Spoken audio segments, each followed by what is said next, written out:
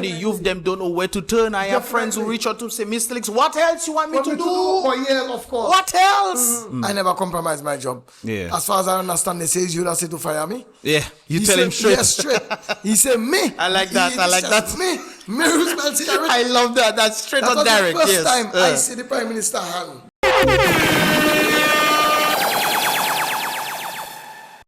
Guys, welcome, of course. It's your boy, Mr. Lix, and we are back again for another podcast, brothers and sisters, BrBpTV Podcast. So welcome to everybody who's tuned into these vibrations. And of course, we have yet again a special guest. You know, when it comes on to special guests, brothers and sisters, everybody has their story to give, and that of which I think can help a number of individuals when, of course, we reach the individuals, the source of circumstances that happened to them. And of course, we are here today with none other than Mr.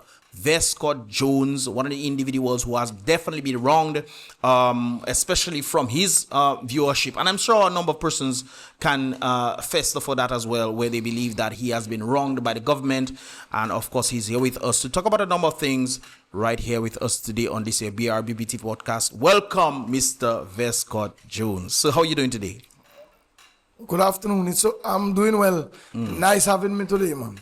I see you came to Portsmouth today, man. You come to enjoy something. You come to do something. What's up? Well, I come to do some business in Portsmouth, and I had the time to meet my friend Bloaters. Bloaters? Yes, Bloaters. Yeah, man. Okay. Bloaters always reach out to me. Okay, big up Bloaters one time. Yeah, man. He always reach out to me. He's somebody that always call me, check up on me, make sure everything intact. But he also give me advice and give me strength and tell me don't never give up because it was wrong. Yes, he said, that is very interesting when you're talking about it is wrong on the merit of what was wrong right there. What did he tell you specifically? I mean, you might not want to say what he told you, but give us a little synopsis of what Bloaters told you, man. Yeah, Bloaters, well, he know the whole thing.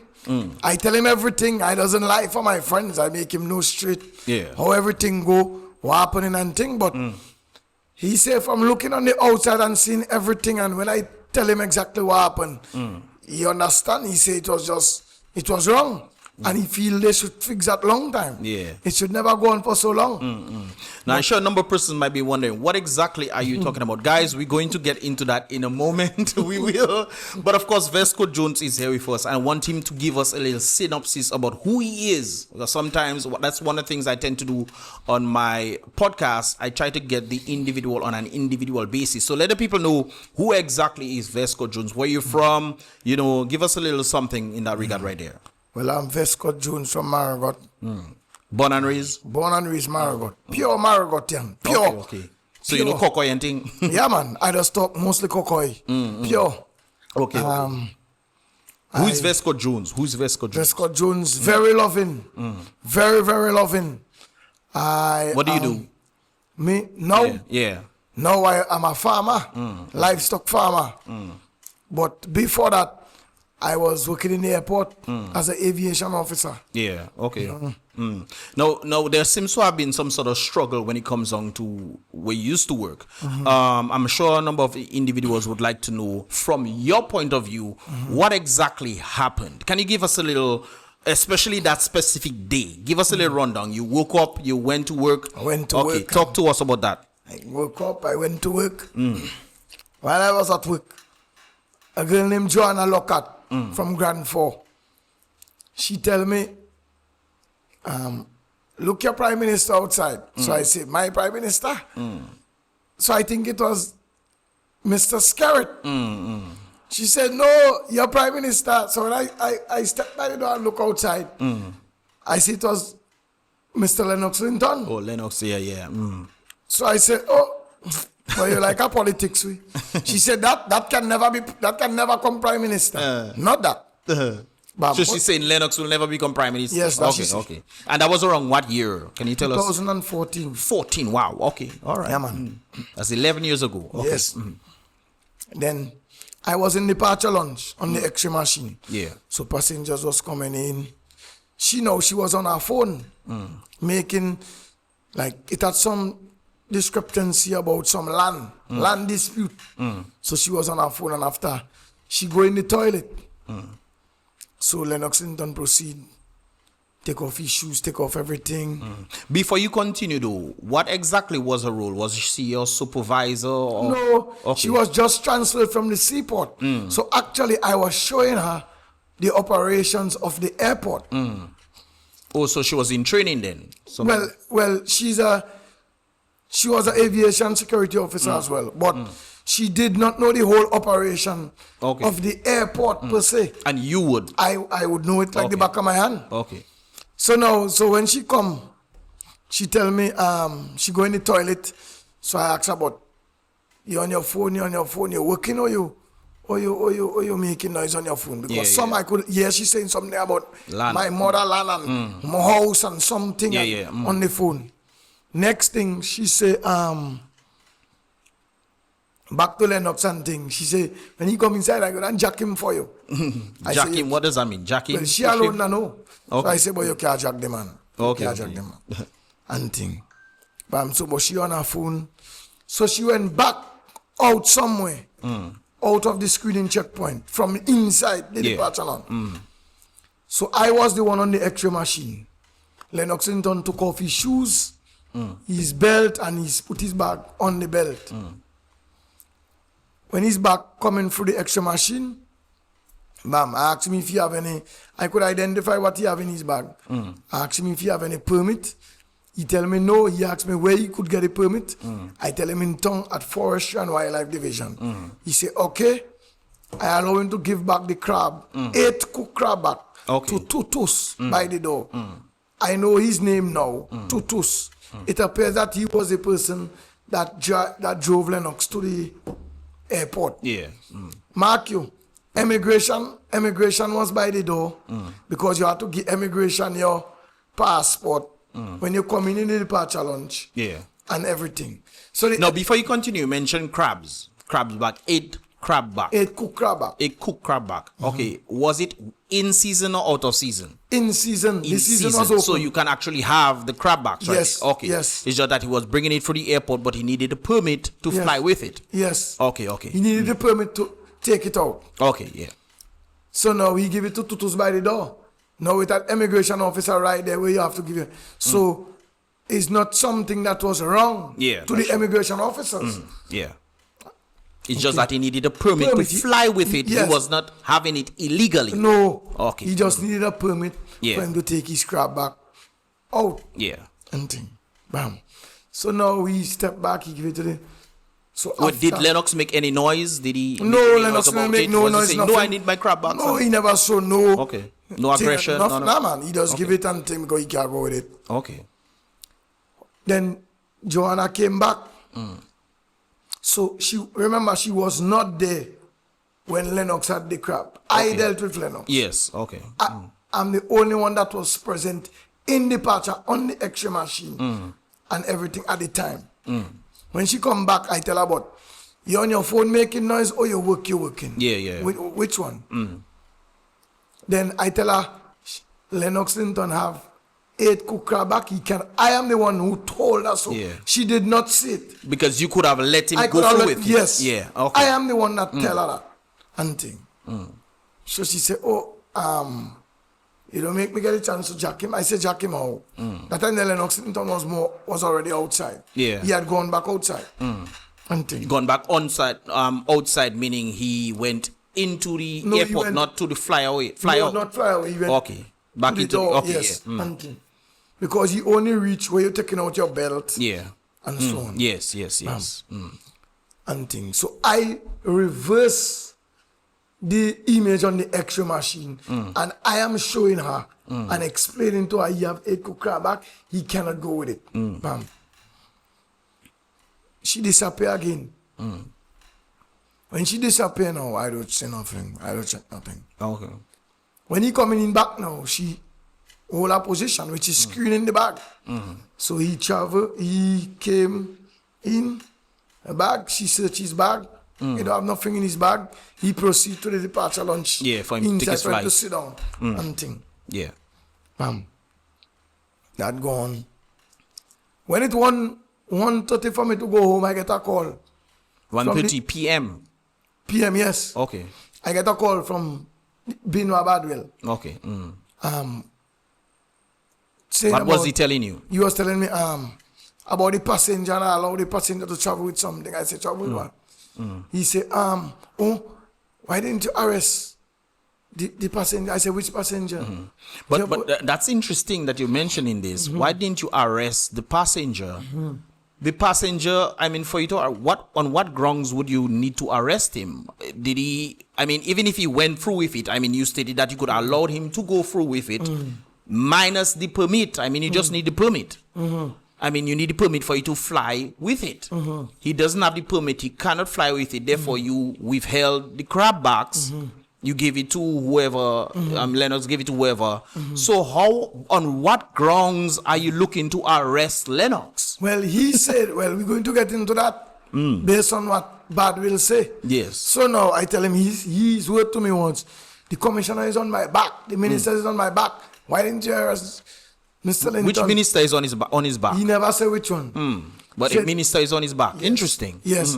So I tell him, but Mr. Linton didn't do anything wrong. Yeah. He said, yes, he need a report from me on Monday. So I said, okay, sir. Then he called the supervisor, which was Anatole.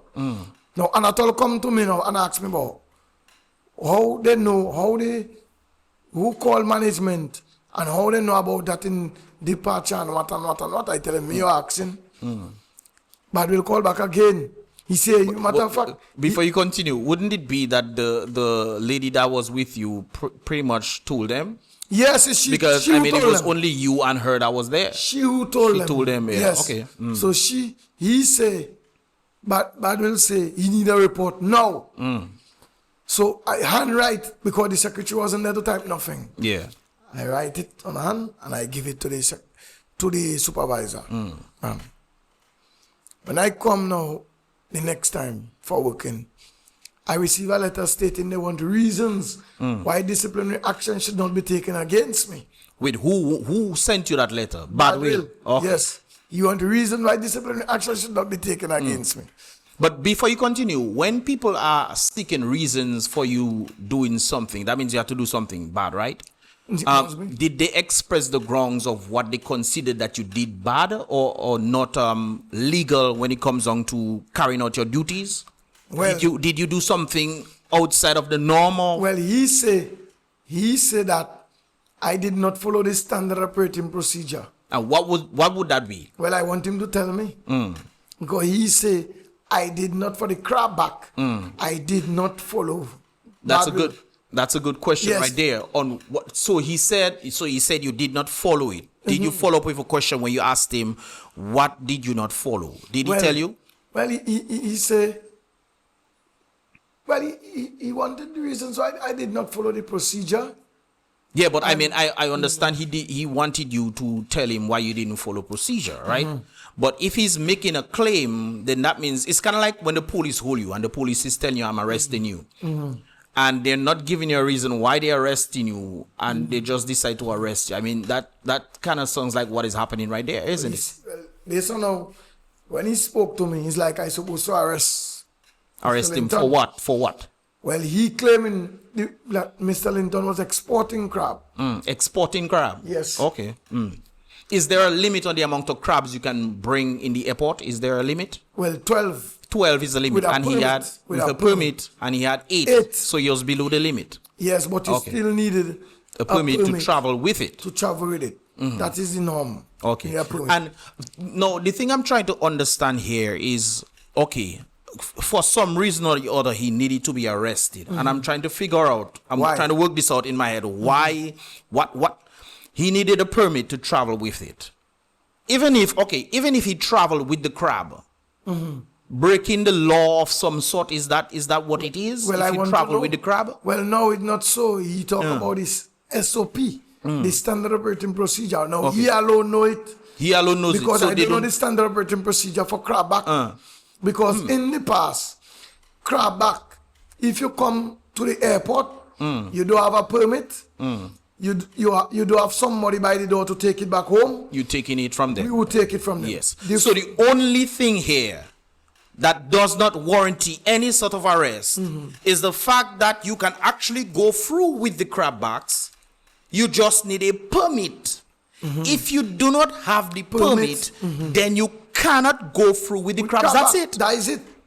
That is so how is he? And that's hopefully Badwill. If you most likely Badwill watching this video, Badwill, I would really like for you to come on the podcast with me so we can talk about this. Maybe VESCOT has it wrong. Maybe because he's claiming, he's making the claim that he does not know the crabback standard of operating procedure. And you talking about arresting Lennox for something that is not an arrestable offense. You either allow him to go with the crabs or you don't. He does not have the permit, so therefore he was not allowed to go with the crabs. Okay, then continue from there. Yes, ma'am. So now, but I was telling you, when somebody don't have the permit, if they have somebody by the door, we'll give it to them. If they don't have somebody by the door, you still we'll take it. Now, ask me now, when we take it, where we put in it? We will put it on our fridge where we put in our juice and thing. When we confiscate it, we put in our juice and the female attendants in time. When we find it have too much, they would discard it. So you guys don't eat it? You guys don't? No. Okay, I think when you guys take things from us, you guys crayfish, crab, everything. So you just throw it away? Yeah, man. That's a waste there? Because, but it have records where Pearl Sebastian, Rebecca Didier, what is her name? She passed away there. They speak Alex Boardnight. Okay. All these people, they was never arrested. And they have traveled with crabbacks before? Okay. Alex Boardnight traveled with her own, with no permit. And you were there when she traveled with it? Yes. How much crabbacks did she have? Let me see. She had around 12. 12, around, so it could be more. Now, thing two, a judge had crab and crayfish in the departure lunch. At the same time with Lennox? In the VIP lunch, sorry. In the VIP. At the same time with Lennox them? No. Okay, at a different time? Okay. Before that, I stop her. She was allowed to go with that thing. She was allowed even if she didn't have a permit? She did not. They asked me to use my discretion. That sounds like it's a one-sided kind of thing, eh? They asked me to use my discretion. Then so you could definitely have allowed Lennox to go with the crowd? But of course, you have to use your... The law give me the right to use my discretion. A question I want to ask here. Now, on the merit of what Lennox did, before Lennox did this, when he blew up around Dominica, were there people traveling before with crabbacks? Yes. Were there people traveling with crabbacks without permit and allowed to go in before Lennox? But that I just tell you, no. Alex Boardnight, the judge in the VIP, the other persons, so when they don't have somebody to go with it, they would give it back by the door. And there are persons I know, when they look at it, they know themselves that travel without permit. So why were they targeting Lennox? Well, because of he was going up for the opposition at the time. So you think it's politically motivated? Yes, yeah, man, okay. It's political thing. Political thing. That is the reason why. That is political thing. So now, when I come back to work, I received a letter about the reason why disciplinary action should not be taken against me. So I was preparing myself and doing my investigations to present to the CEO. I also asked the supervisor at the time, Kosia Charles, for certain logbooks. Well, he didn't really give it to me, but later on, they want me to take my leave. Your leave? My leave, vacation leave? My vacation leave. So they forced you to take your leave? So I said, but I only have 16 days. Oh, yeah. But at the time, my mother had an amputation. After that, I was also leaving leave because so when I have to take her to doctor or emergency, you know? Yes. So now, I did not sign the document for the leave. I tell my supervisor, but what kind of thing that? I asked for the... So they wanted you to take the leave and they did not make you sign the... They wanted me to take leave. They don't want to give me the logbooks. For you to sign it? For me to get the information I need to present to Badwill reasons why disciplinary action should not be taken against me. Okay. But the only logbooks I needed was the logbooks what they have, but I already have all the information I need from the others. So, okay, that passed. Go home. When I come back, you know,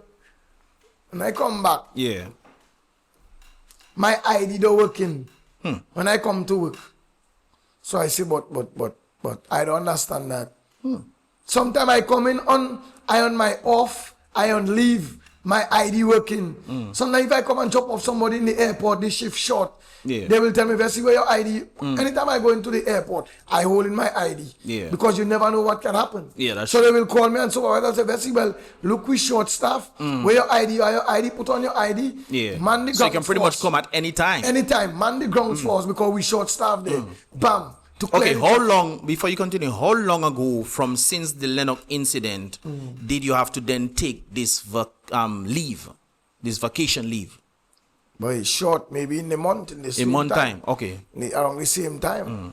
Not too far, around the same time. And within that month, did you present what Badwell asked you for? Why you should not be receiving disciplinary action? No, they had given time for us to meet. Something. Then now, Wait. We gotta just pass that. They give you a time. yes, How long like was that give me a time? reason, yes, he had given me a time to present it because they're going to have a tribunal. So they're gonna have a tribunal on an unarrestable act. Well, yes, because he claiming that I did not follow the standard operating procedure. Okay. Yeah. So now, okay, my ID not working. I say, but something right. So I was in the airport, no ID not working. Supervisor don't want to detail me. So I say, but I never say something. I never say that yet. Yeah. So I walk down. I make my patrols outside in the car park. I go to the toll booth making my patrols and making sure I take down my information. After Badwell was leave from town, he come up. Because all of them supervisor, everybody telling me, oh, you know, they put you on leave, you're supposed to go on leave. I say, but wait, what kind of thing that? First time I say that. When I applied for my leave, I have 16 days. You do approving it. So do approve your leave, but they give you But leave. you gave me 16 days just because of that incident there. Because I asked for the logbooks. They want to get me out there for me not to get the logbooks. Because the amount of thing in the logbooks. Yeah. So they don't. So there's discrepancies going on in the logbook. Yes. Far beyond, or probably even worse than this whole Lennox carback Yes. situation. Okay. So now, when Badwell show up by the toll booth, he asked me, didn't I put you on leave? I said, no. What you doing on the airport? I said, well, I'm work. Who hire you? I said, the human resource manager. Who hire you? He's asking you. Who hire me? And who is the boss? I said, you, sir. He You said, get amnesia, man, or something. so he said, give me the ID. So I walk up to him for him to take the ID. So when he took the ID from my shot, I walk to the bridge. I stop a vehicle, take a ride. I went home. And you have no idea why you are being sent home. I don't understand why he take my ID. But first of all, he not supposed to. Once you take my ID, that means, boy, You I cannot have no access. rights, you know, Yeah. to be in the airport because you take my ID, I can't access nowhere. Okay. While at my home now, the secretary come at my home with another representative, and they bring another ID for me. So did they tell you that they're gonna replace your ID, or is there anything Well, like they that? said they bring my ID for me. Now the ID they bring for me now is an ID for the seaport. So you're taking my So they ID for transferring the you? yes, you're taking my ID for the airport, and you give me an ID for the seaport. But all that is for me not to get the information I need. Yeah. You understand? Bam. So now That's interesting. Then, okay, they give me a letter saying I transfer. I go to the seaport. And I there by the seaport. They keep me by the gate only. By the gate, if you know the seaport. Was there any conversation about transferring to the seaport? Was there, or do they just take people and just route them? No, out they and put just them transfer somewhere? them. Do they tell you that ahead of time so you can prepare? They'll give you a letter and tell you when they transfer you. Did they give you that letter? No, they just, but before, long time before, Badwell had say they're going to transfer me because it's a thing that was going on, they would rotate you. But due to my mother situation, because I live with my mother and thing, me and my father, I had to be close for emergency because she had the amputations, it was fresh, and thing, and she diabetic and it just lie down, you know? And when you have two people in a house, somebody must be close emergency call to run the damn thing. Give us a little, before you continue the story, I would like everybody to get the detail on the merit of your mother amputation and what was that home dynamic? You have your mother, your father, you, sisters, any brothers? No, me and my mother and my father. Just three of you guys. Was your father capable of taking care my of your father, mother? capable of handling that kind of situation. I was the main one. So that's why they kept you there. So they understood the your human resource situation. manager, Cynthia Talbot. Yeah. I explained all that to her. So they understood. Imagine Mr. Badwilly himself. He himself was giving me advice in certain things when it comes to my mother and her diabetes. Because he was telling me certain things to give her like spice, certain things. At that time we had a meeting in his office, me and him, and he was talking. Me and him had a very close relationship. He never had a problem with me no time. He understand, all of them understand the situation and things. So it seems like that did not come from him. It came from somewhere else since you guys seem to have a good rapport. It appears to me that a lot of pressure was going on behind the scenes. Because I never see you reacting that way yet. Because it brings me back to the thing you stated a while ago. You stated that the minister, he's under pressure from the minister. Yes. And you're not sure who that minister is yet. But after I hear some ministers' names start to call. What is ministers? Blackmore. Because I actually... So the national security minister? Yes. Interesting. I heard it from the union representative. Yeah, man. So it was these two you mainly heard of? Yes. Okay. At the time. Yes. Okay. Then now, we go to they transfer me to town. Yeah. And they have me stationed by the gate. But me is all wrong that I can work anywhere and thing. But normally, they doesn't have you by the gate for so long. So I asked the supervisor, but oh, you have me working there alone. Why is the operation in the airport? When I come to the airport, we don't show you well. Why is the operation? How things rolling? How things? She said, well, I was instructed to keep you here. By the gate. By whom? Well, it's the authorities. The authorities. By the gate, so they leave me by the gate, so I don't check nothing. So the question here is, how long did you stay by the gate for you to wonder why are you still by the gate? Well, I know that time frame. Well, I was there maybe a couple weeks, a week and something. But a week and something? But I already know everything that was going on. I already know. I don't see. They were victimizing me. I never worry. I see what happening and things. So the tribunal. But you didn't mind because you had your job, still making your money to take care of your... Yes. Okay. Yeah. Although it was putting me under pressure at the time based on the situation. But and you still had to take care of your mother at the same time. So but I never worry. So now, while I there in the town and thing, the tribunal was going on, the union, I had to work with the union and we had to go to the tribunal. Now, when I go to the tribunal with the union, they had a representative, Mr. Commodore. May he so rest in peace. Mr. Commodore now, he couldn't represent me because he was a part of the tribunal. He was part of them. So maybe of them or government tribunal or what. Okay, now, before you continue right there, since the Lennox situation time to the tribunal, how long was that time frame? Time frame? Yes. When they transfer me? Yes. Let me see. Until you had the tribunal, because you had a few weeks on being at the gate. Couple months. Couple months, so... Or a month. A month, 2 months? Maybe 2 months. Okay, so is this after the vacation time or after the Lennox situation? Of the tribunal? Yeah. The tribunal was happening after vacation time. After vacation time, which was like a month after. 16 days. And then after the 16 days, I on the port in Roseau. Port for how long? Maybe a month, 2 months. I can't remember exactly. 2 months, okay. And then the tribunal. While I on the port. About 3 months. While I on the port, tribunal going on. So I have to go to tribunal while I on the port. Okay. Thing going on. And thing. So now about the union now, I noticed the union was playing a game too. The union, okay. Yeah, man, because everybody Talk to us about that. Talk to us. Everybody was scared. They were scared to confront them. They were scared in terms of playing checkers and chess. And they're using me and playing the chess. Because now, if the union representing me, it at one time the union want to tell me which lawyer I should choose. When they bring a lawyer and the lawyer they bring cannot represent me. So if you bring a lawyer, the lawyer cannot represent me. You should get your own. I should get my own lawyer because you already show me you're not in my interest because you know the lawyer is conflict of interest. You know. Yeah. And you choose. So why I should trust you again? Yeah. So this time, let me choose one for myself. And there's a lot of corrupt lawyers. Definitely. In this so Dominica. They never wanted that. They never wanted that. And thing. Now, the union representative now, they wanted to back off.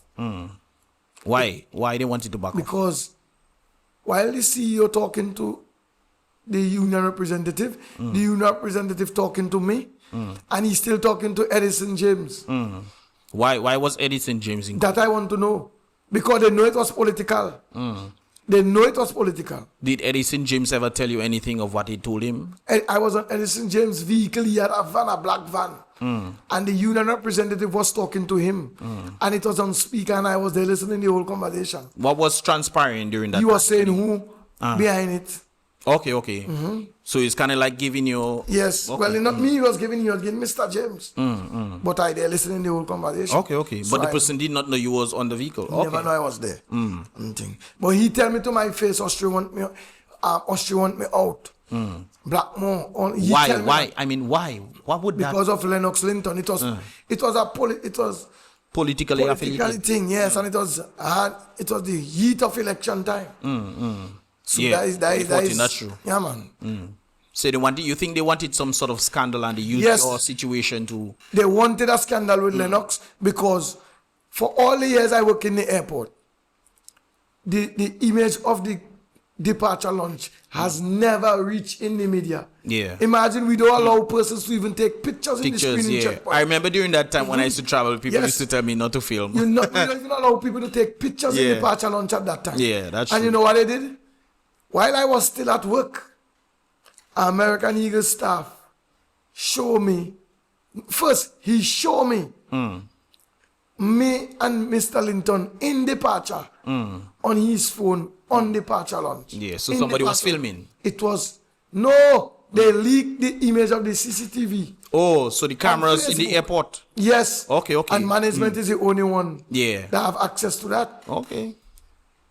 And so when I say that, I say, so that is the extreme they go in embarrassing Mr. Linton. That's Mr. exactly what I was thinking right there. Mr. Linton did not do anything wrong. Yep. He didn't do anything illegal. No, he did nothing illegal. Yeah. So it's like they're putting all the pressure on me now because I don't do what they think or they want me to do. I'm getting goosebumps right now. Because as you're saying that they're putting pressure on Mr. Lennox Linton for something he did not do that was illegal.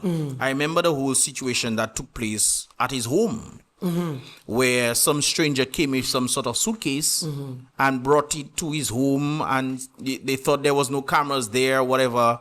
And they actually they carried them all literally saying, the government, them all literally saying that he has people coming and giving him money from overseas and was playing the video and all those kind of things there until Lennox decided, okay, you guys want to do this, I have cameras at my home, and then showed that the people were fabricating it. So it's interesting that they brought this sentiment to the police and up to now, nothing has come from this. Well, he was definitely targeted. Yes. He was definitely targeted. Yes. Yeah.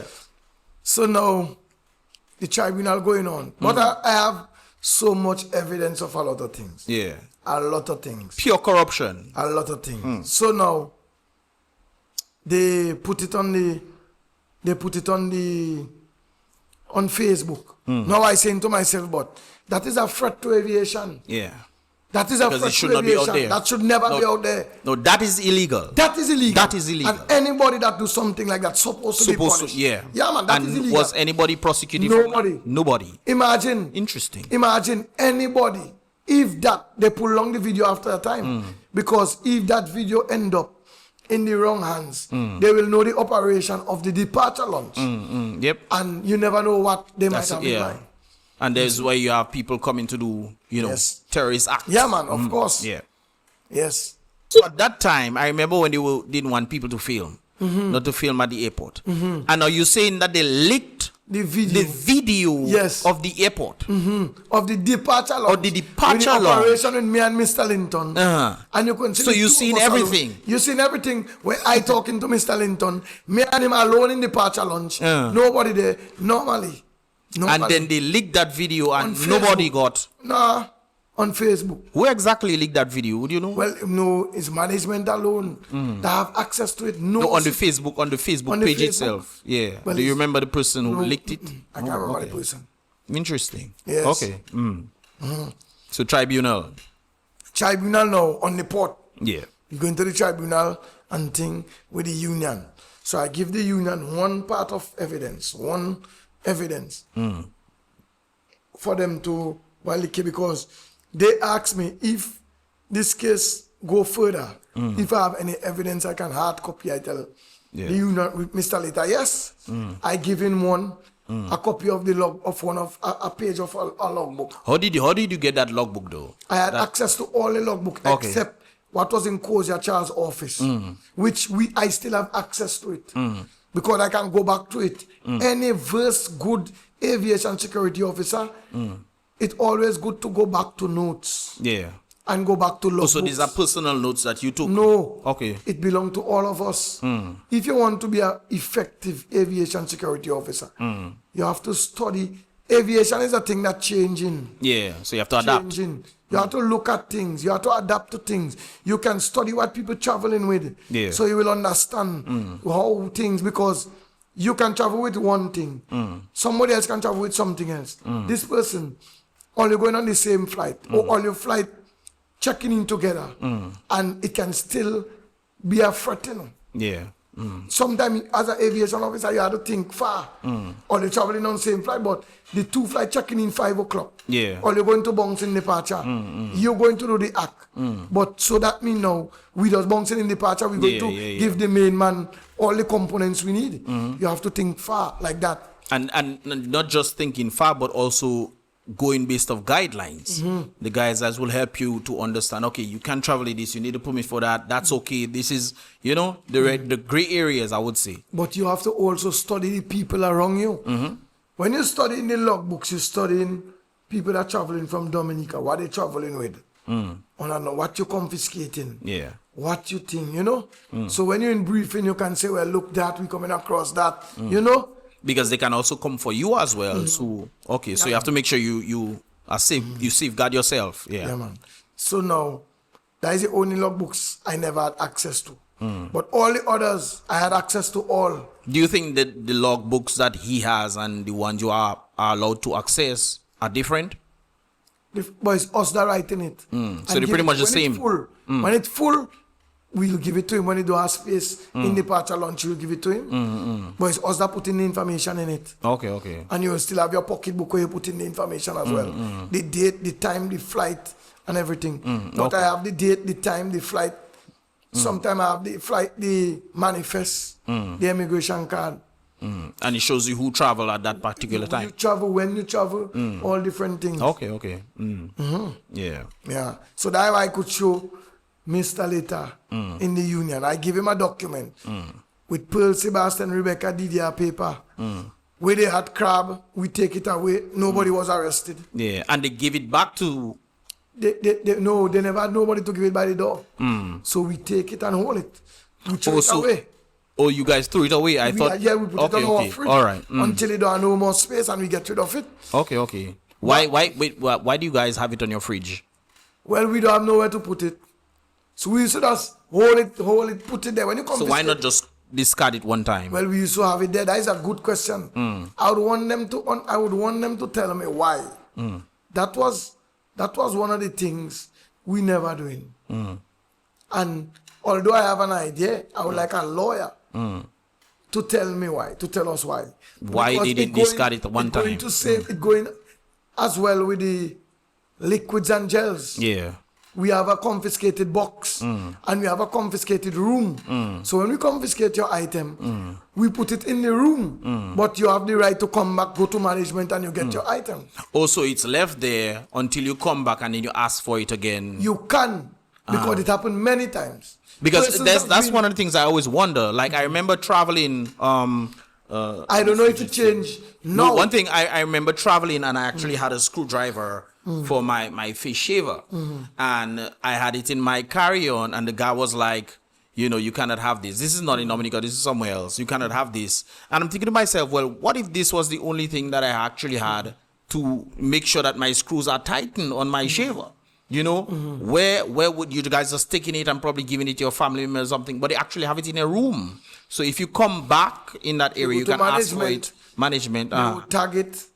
Say whatever management. That is why when we confiscate items, it goes to a confiscated box when I was there. Okay. And if you notice, the box have a lock on it where the hole is a hole like this. You put it in the item. Management alone that could access the items. So people don't. So you guys don't take it, or not you specifically, but people might see a crab back there and like, these people not coming back for it. Might as well take it. We're going to get into that just now. There's a possibility. All right. Talk to us. So now, yes. So now, but Bad will say that doesn't happen. He said but you're talking about Mr. Later when you presented the evidence for him. Later. So Badwill what on the other side, Badwill was the chairman of the tribunal. So what happened between Badwill and the presentation? When we in the tribunal, Badwill on the other side making threat to me. What was he telling you? Like, I mean, you have all that and you're keeping it away from me. You're in the airport too long. I'll deal with you. All that he telling me. And I find, but wait, nobody don't representing me inside that tribunal there, man. So you don't feel like the union rep was representing no, man, you the at union, all? no. Because I mean, you presented the evidence for him. One evidence. And did he present it to Badwill? Did he present it to... What exactly was his role? I don't believe I get sufficient representation. But what was his role? What did he actually do? He must have done something. Well, he was trying to show that I did not do not anything wrong. But when it really get hot, I could see people jigging back like crayfish because who was jigging back? But everybody that stand up with me. So your people were jigging back, not yes, well, it's the you that represented me. I see like nobody don't want to be involved in that too hot. So but it's interesting. It's interesting that you're saying that right there on the understanding of proper representation. I mean, you have not done anything wrong. Based off what you tell me, you have not done anything wrong. Based off the stories you tell me on the merit of Lennox not doing anything wrong, he was not allowed to travel. He could have traveled with it if you allowed him to, but he needed the permit. You did not allow him. But so how I'm trying to figure this out. How exactly are you guys backtracking, or your people backtracking, knowing that you actually are on the legal side of things, so to speak? You guys have you should have the power. Well, I noticed people were showing. It appears to me that the forces against me, everybody was maybe being even threatened, maybe, I don't know. But you can't tell me a case like that. Oh, so you feel like the people who are representing you were under threat? Maybe. Okay, there's a possibility. I trying to wonder about how. Because it seems like you were on the winning side anyway. Of course, so how come all you afraid? So now, when we come to the point where I decide I want to choose a lawyer now, because hear that. When it really get done and they see I present something, they say they want a reconciliation. Meaning, break that down for us. Maybe they say they want us to meet and we're going to see how we can deal with the matter. Meet it in an amicable, a mutual, yes. Okay. Yes. After that. Not after, what happened? What happened? That never happened. So it never happened, okay. That never happened because why? I tell the union I want a lawyer of my choice. Yeah. So I tell him the lawyer I want, Gildon Richards. Yeah. And he's still a lawyer today? Yes. He said, no, get another lawyer. Get Joshua Francis. What? Okay. So I tell him, you can't tell me which lawyer I want. Yeah. I want Gildon Richards. At the time, I had somebody with me. He telling me he do some business with Gildon Richards before for some police, and Gildon Richards did not pay. Give back the money. I like some case, and maybe the case, I don't know what happened with the case, but that is what he tell me. So he never want to work with Gildon Richards. So Did you ask Gildon about it? Of course I asked Gildon. And what Gildon stated? He tell me, he explained everything to me. But of course I asked him. Yeah. So now when we have to meet, when we decide to meet in ministry for the reconciliation, as he say, Mr. Later say, I never see no paper saying that, but he tell me that. They never show up. I tell him I want my lawyer to be present. I will pay my lawyer. I'm okay. Let's backtrack a little. On the merit that you stated that he's telling you not to use Gildon, use Joshua. He say he can Joshua. Yeah, but so did they have a lawyer present? Because if they're asking you, don't use Gildon, use Joshua, that means they had a lawyer themselves, no? Who that? The other side? The union or the port? Union, union was using Anthony Commodore. But Anthony Commodore couldn't represent me because he was just in the tribunal, and the port was hammering me, which illegal, and he couldn't say nothing. Although he know that, because after that, me and him had a close relationship. I used to go in his office, sit down and Commodore, talk. You and yes, Commodore? Okay. And he couldn't represent me because of conflict of interest. So now I check into myself, but the union know that. So why they bring him? Yeah. Why they never? They should bring Joshua in the starting. Yeah. But you see, it's chess they play. So you have to be smart. It seems like they're wasting time. It seems like a wasting time business. Everybody working together underneath. And you yourself think like you get proper representation. Definitely. Okay, Until when I decide, hey, yeah, it's stopping here, I choosing the lawyer now. Yeah. Yes. So now, from that time then on, I get a call from the union. I tell them, I get a call, they telling me they have a message from in the office. So I tell Mr. Litterwell, send it to Mr. Richards' office and thing. He never send it there. They send the letter to the post office. Why? That's showing me the kind of way they don't even want to deal with Gildon. But why did they send it to the post office? I don't know. And the letter is stating that I say I don't want the union to represent me no more. No. Was that the case? That wasn't the case. That is lie. Okay. I tell the union I want your own lawyer. And I want the lawyer to be present. Yeah. Even though anything going on, let the lawyer be present. I will pay. So because they tell me they will not pay. Did they feel threatened that you decided you want your own lawyer? Well, why was the reason why?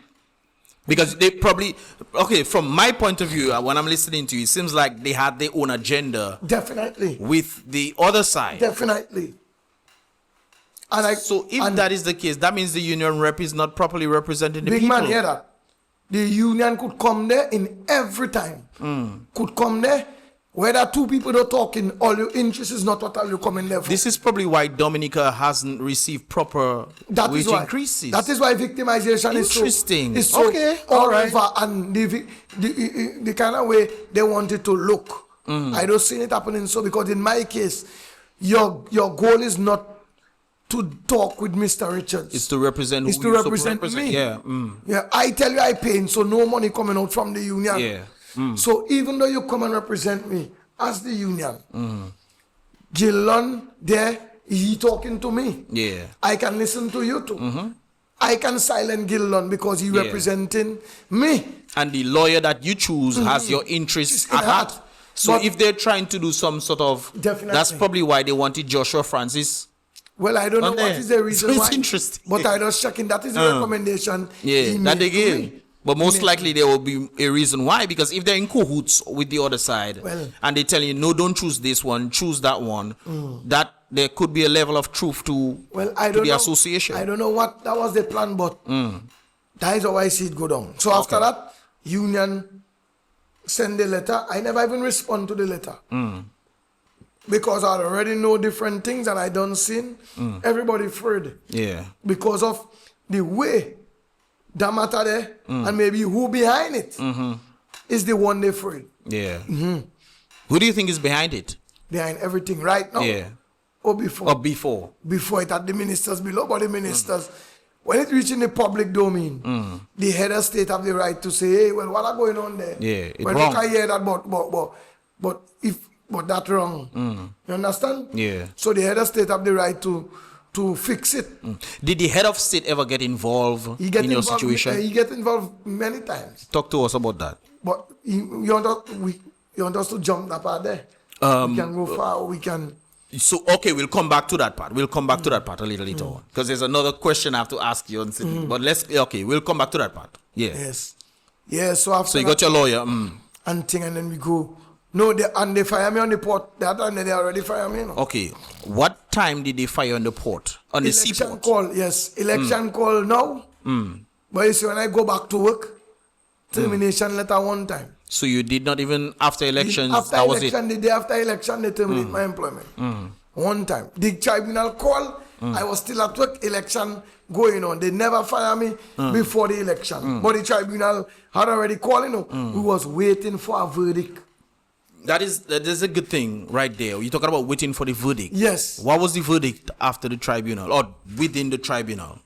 No verdict. No verdict. No verdict before. So they didn't tell you guys if I fire or nothing. So they waited for after the tribunal election. Wait. Talk to us. The tribunal go on, it finished. Now it's time for the verdict to say if I was wrong or what they doing, suspend me, fire me. When the tribunal finished with the union was present at the time. We waiting for the before verdict. Was your lawyer present as well? Not yet. Not yet. Okay. We waiting for the verdict. No verdict. Election call today. You see, today election call. When I go back to work tomorrow, they fire me.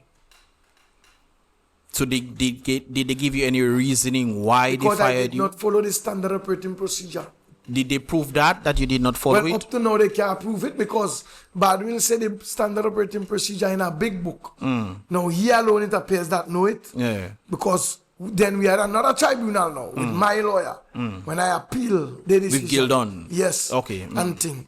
And now the tribunal go on. Now during the time the tribunal going on, it had plenty games going on.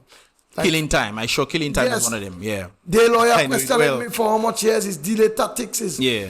Is who saying they can't make it and it's changing time and how much games playing and thing. I never once adjourned, asked for adjournment. I always present. Always present. The court called for many adjournments already. Can you give us the amount of time that you actually went to court? Was it 5, 6, 10, 20, 30 times? Boy, we go, let me see. I can't remember exactly, but that go on. Give an estimate. Maybe, let me see.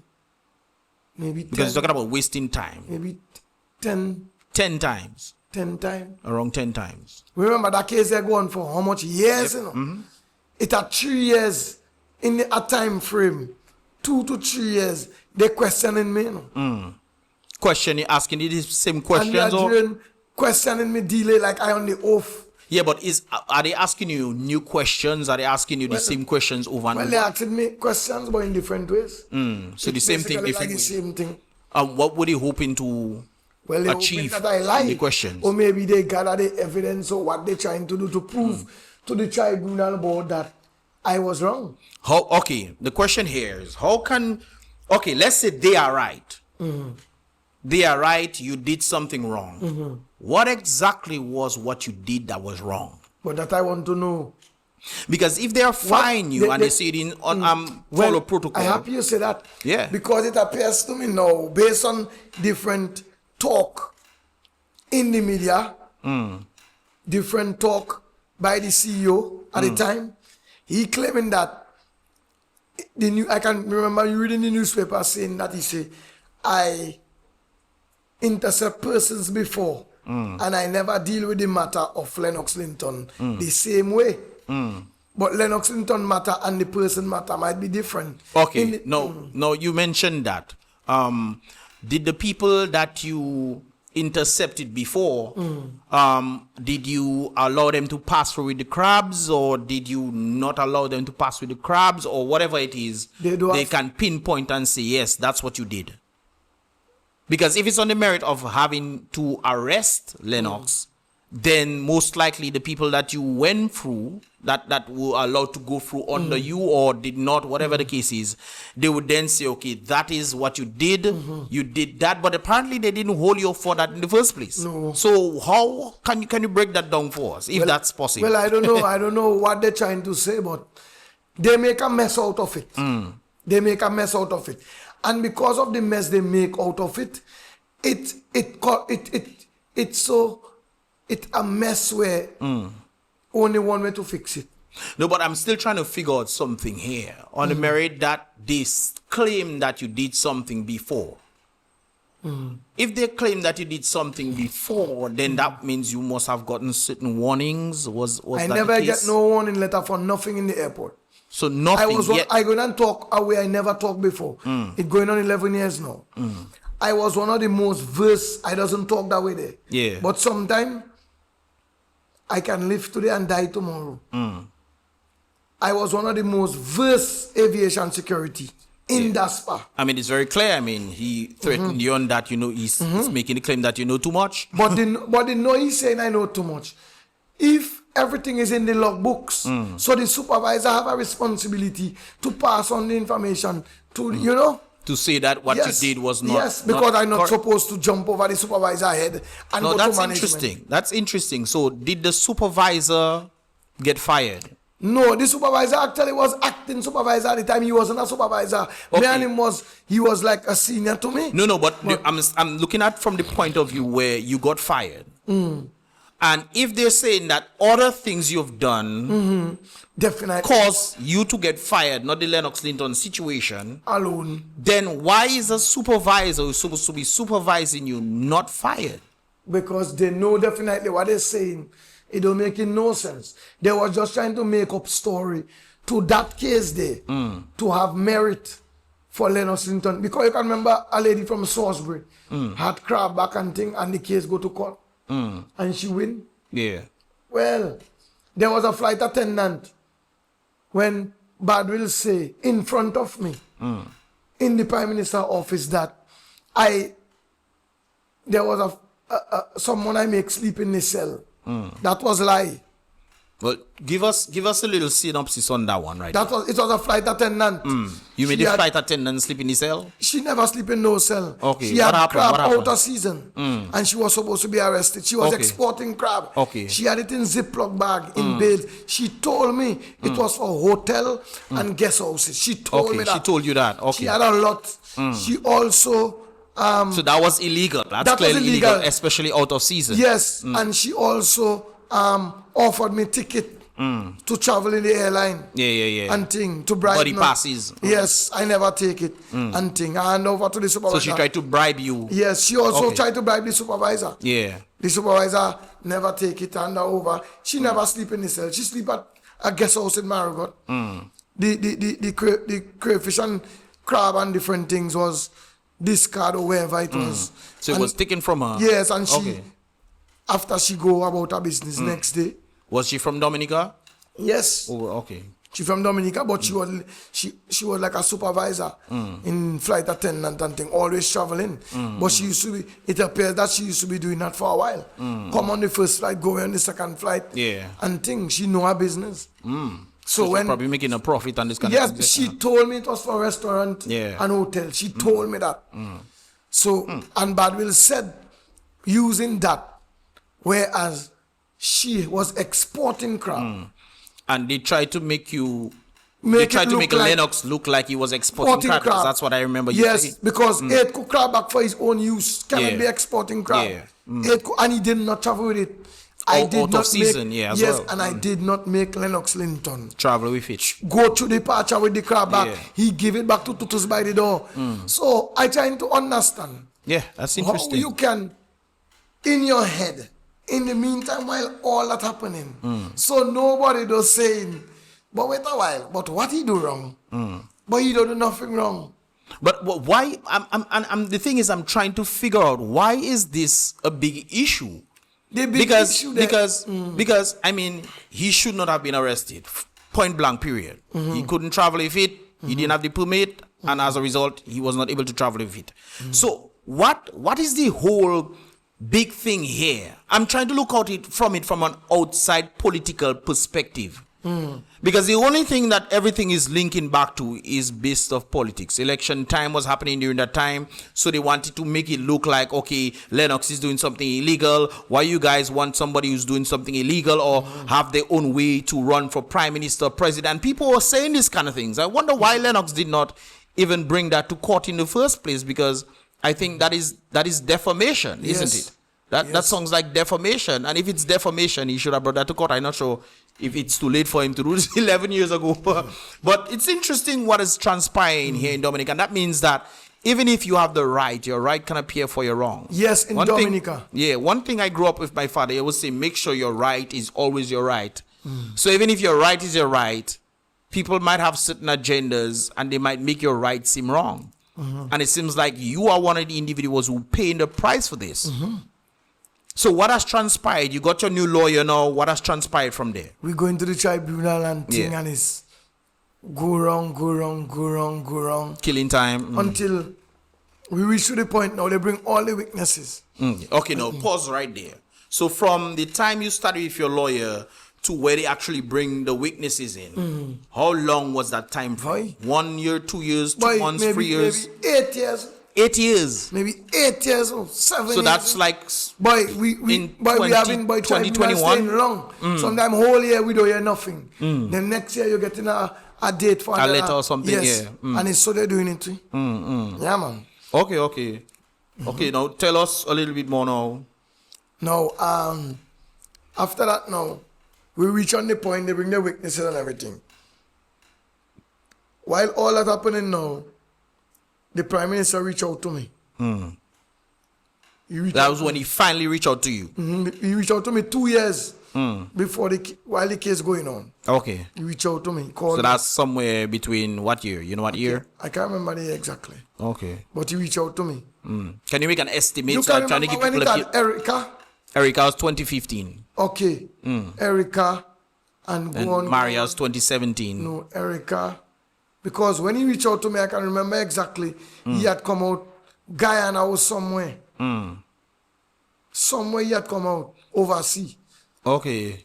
He was on that was island. long after. Well, he wasn't on island, but he had go to some country. What, did he go to Guyana for some farming thing? Something he had go to. Maybe there's different time frame. Yes. Here, so. And now he reached out.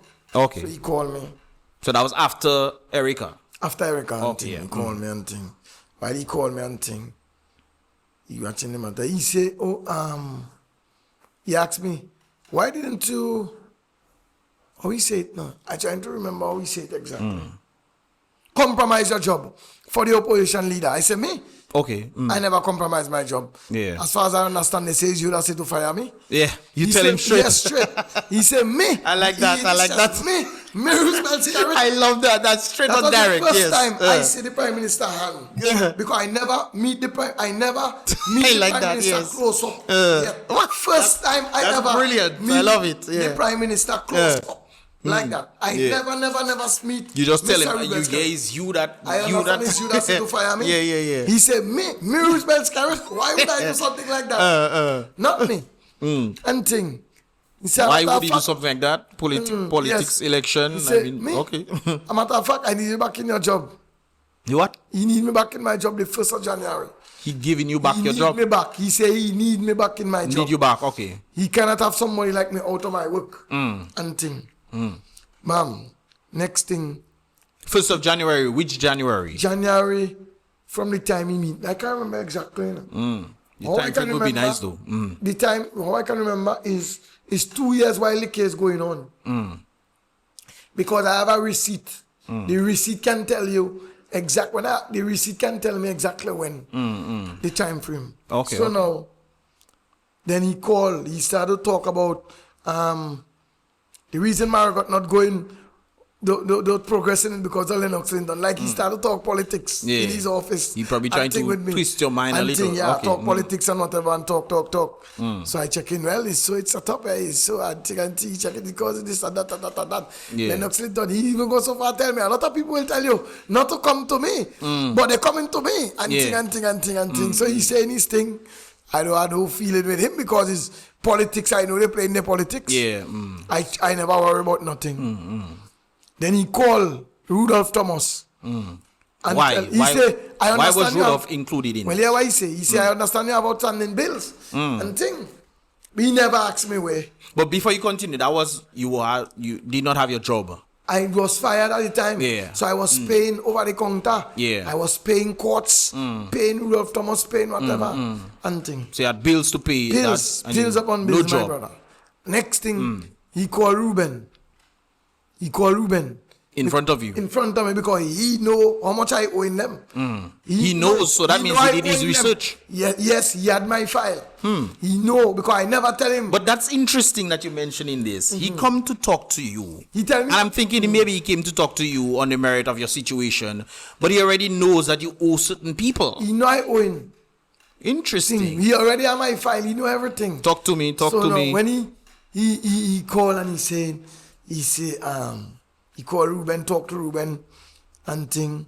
He asked Ruben how much I owe in them. Ruben tell him. He tell Ruben put the bill on him. And thing. He tell me bring all the outstanding bills I have. Bring it to him. The rest that he tell me. But I know he have my file. But once I bring one bill to him, he going to say it's me that come and bring bill to him. Yeah. But I never come there for that. He tell me he want to get to know me.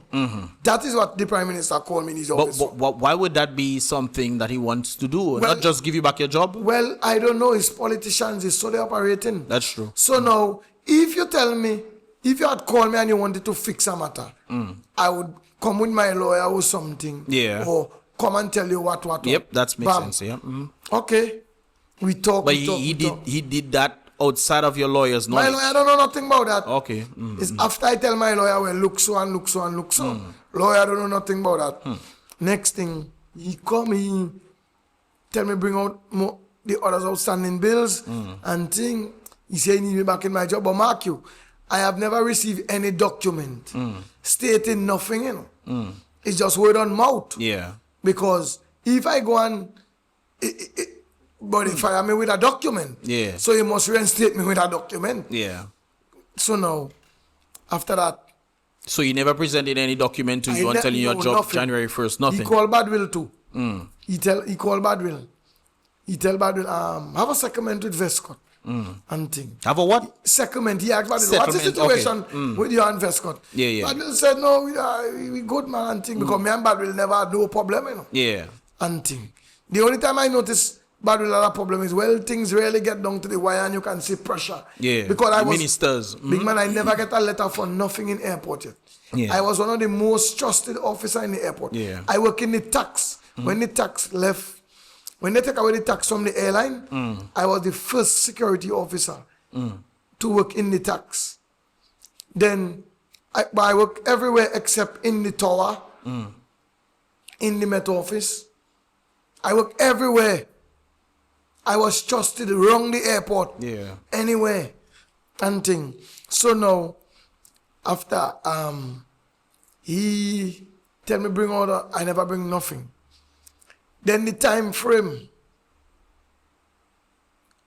the tribunal date was coming up. No, Badwill call me. Badwill call me after. After the meeting with Kerry. So when he called me now, he make Neva call me. Neva, my cousin in Wesley. Neva Reed. She called me. So I think this big meet she calling me for. No, she said, Badwill want to talk to you and thing. I said, okay. Badwill talk to me. When you come in and check me, I tell him I'll come Thursday. I come and check him. When I go and check him, he tell me, well, I was in shock. No, first he tell me, VESCOT, me personally, I need you back in your job. They go above my head, they call above my head, put me in. I wish you had the time frame for that, man. I wish you had the time frame when that was transpiring. When they received the year I want. Yeah. I can't remember exactly. Was it before COVID? Yeah, man, before COVID. 2 years, you see, 2 years after the case, all that going on. Okay, so that's around 2016 then. 2016, 2017. That was that before Maria? Yes, man, before Maria. Okay, so that's before Maria, after 2016, Erica. 2017. Yeah, okay. So now, you know, hearing next thing, he say, Badwill check in. Badwill talk to me like a real man. I know Mr. Badwill. Yeah. He talk, you see, when he called me that time, he talked genuinely. He talked from his heart. Yeah. In his heart, he talked the truth. He knew something was wrong. He know it wrong. He know it wrong from day one. He talk his heart. Yeah. He tell me, VESCOT, you was one of my best workers. And I cannot have you out of my work. Badwill told me to my face, I deserve proper compensation. A man can pretend to lie. Yeah. I know he never lied at that time, based on that conversation. Yeah. When he had talk. Bam. So he tell me, he also tell me they call above. He said, you know, he tell me all that. He talk. Yeah. He tell me they instructed me the PM instructed me to reinstate you. I said, okay. He tell me, I'm going to bring a document for you to sign, for you to send to stop the tribunal. So I tell him, boy, hear that. So what about my compensation? He said, well, the PM never talked to me about that. He just tell me about instruct me to reinstate you. I say, well, hear that. But how you want me to sign? No, he tell me. Wait. Oh, before you continue, where was your lawyer in this? My lawyer never know nothing about that. Okay, so it's behind the back. It's behind me the back. The only person I know, me Badwill. And Neva. That know about the whole situation. Eh? We meeting. Well, Ruben know because he know. But Scary tell him, look, VESCOT there with him. Yeah. Badwill. Before you continue on that though, were your bills paid? Were the things paid? Yes. When I go, how did you clarify it? A time I go down there to pay. And Ruben tell me, but I see you don't check in me, man. So I say, yeah, man. He said, but I have something there for you. When I go, he give me the envelope. Until when I open it, I see the receipt of the bill. But remember, you did not bring anything for the Prime Minister. No. So the Prime Minister knew exactly he knew what exactly about my file there on the port. And I already know from someone close to me that my file, they asked about my file. Okay. Yes. So now, Badwill tell me, okay, the compensation, I'm going to get back to the PM. I'm going to speak to the PM and I'm going to get back to you. Bam. So the Friday he called me. When the Friday I get a message from the PM. My request is a bit unreasonable. So I check in. Unreasonable. So your back pay is unreasonable. But I never make no requests. Okay. So I don't know what figure they're calling behind my back. I don't know what money they're calling behind my back. I don't know. I don't ask for no money. The question is, who was speaking to Scary talking about Badwill. So Badwill negotiating. It appears to me. He tell me he's going to talk to the PM about my compensation. So it appears to me that he negotiating. I don't know what number, he never tell me. But the same day in question. But before you continue, was it just back pay or was it back pay plus the suffering? They must pay me pain and suffering. Okay. And back but you pay. did not give any figure. No figure. Badwill was the one doing that. Badwill is the one. And why I know? The Prime Minister, he tell me he's going to talk to the PM about my compensation. And the PM messaged me Friday, tell me, he tell me my request is a bit unreasonable. Yes. Tell me my request is a bit unreasonable. So I check in. But what kind of compensation? What kind of figure I call him? Did you ask him what figure? No. I tell him, explain that to me. I ask the PM. I message him back and tell him, explain that to me. We never talk after that. Yeah. We never talk after that. No more speech. He never explained. So Badwill call me the Friday. Wait. So how was the ending of the conversation? With the Prime Minister? Yeah. When I tell him, explain that to me. What did he say? What he say, because he just sent one message. Oh, you guys were chatting? Yes, no. Oh. When I there, I just say a message on the phone my call? phone. Yes, no, no, WhatsApp. WhatsApp, okay. No, WhatsApp, text. Text, okay. And he said, SMS. He said, VESCOT, your request is a bit unreasonable. Unreasonable. So, I asked him, explain that to me. And he never responded? He never responded. Then Badwill now, the Friday afternoon going on, Badwill calling me. Badwill telling me, VESCOT, he's supposed to come and check me. Come and check me. I tell him, but look, the PM saying my request is unreasonable. I don't understand why I trying to say that. So I tell him, well, unless my lawyer not involved, I'm not involved. Exactly. So Badwill tell me, keep the lawyer out of that. Because I'm going to win the case. They're going to appeal the case. I'm going to win the case. And what I'm going to be doing when they're doing all of that, VESCOT, right? Keep the lawyer out of that. I say no. Wait, who's saying I will win the case? Badwill? Badwill tell me I will win the case. And they're going to appeal the case. So I tell him, but who they? I say, but wicked, so then. He say, VESCOT, you're going to win the case. They're going to appeal the case. So I said, but wait. But what kind of wickedness are going on then? So he tell me, here, I can give you $13,000. 13,000? Now he tell me, he can give me for how much years? I don't even know. 3 years? At that time? It's going on 2 years and something. Yeah. Now I check in. But where that $13,000 there come out? I don't understand. I don't know where it come out. I don't know where they come up with that kind of figure there. Was it the 13,000 for, I guess, I don't know what it was for. Bad will. Bad will tell me. Yeah, what Bad will tell me? Bad will say, VESCOT, I giving you the 13,000. You and the PM will discuss all the back pay. All your compensation. Okay. The PM don't even have to know I give you that $13,000 there. That he tell me. So now, so it's secrecy upon by secrecy. So I tell him, but if my lawyer not involved, I know enough. 13,000 not enough. Yeah. And thing. Bam. He tell me he'll protect me as long as I'm on the port. I say I don't need no protection. He didn't protect you the first time. I say protection for what? I say, but I don't need no protection. Then the conversation with me and Bad will, it lead to the point where I find respect go out of the way. Because I feel after a time, it's like I talking to a friend by the road. Yeah. Because I never expect the CEO of the port to be negotiating with me and talking like that. And trying to give you side trying money. To bribe me. Yep. Because being an aviation security officer, the worst thing you can do is accept bribe. Yeah. Anytime you accept bribe in any form and any means, you corrupt. Yep.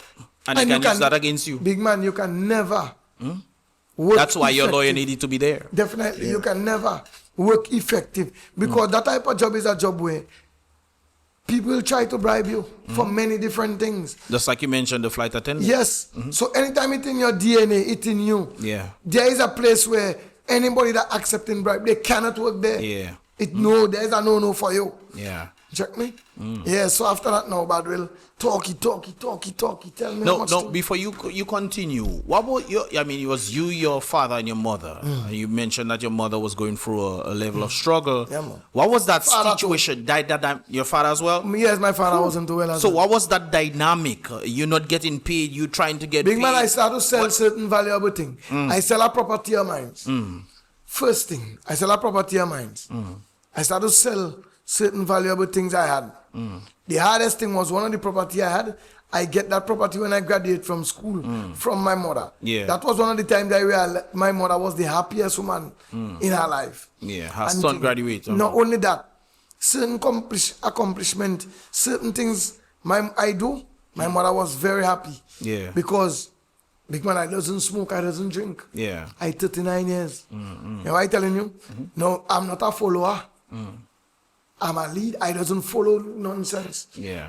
So now, my mother, the kind of relationship me and my mother started to develop, and when you see your son a certain way, where my mother was happy. Yeah.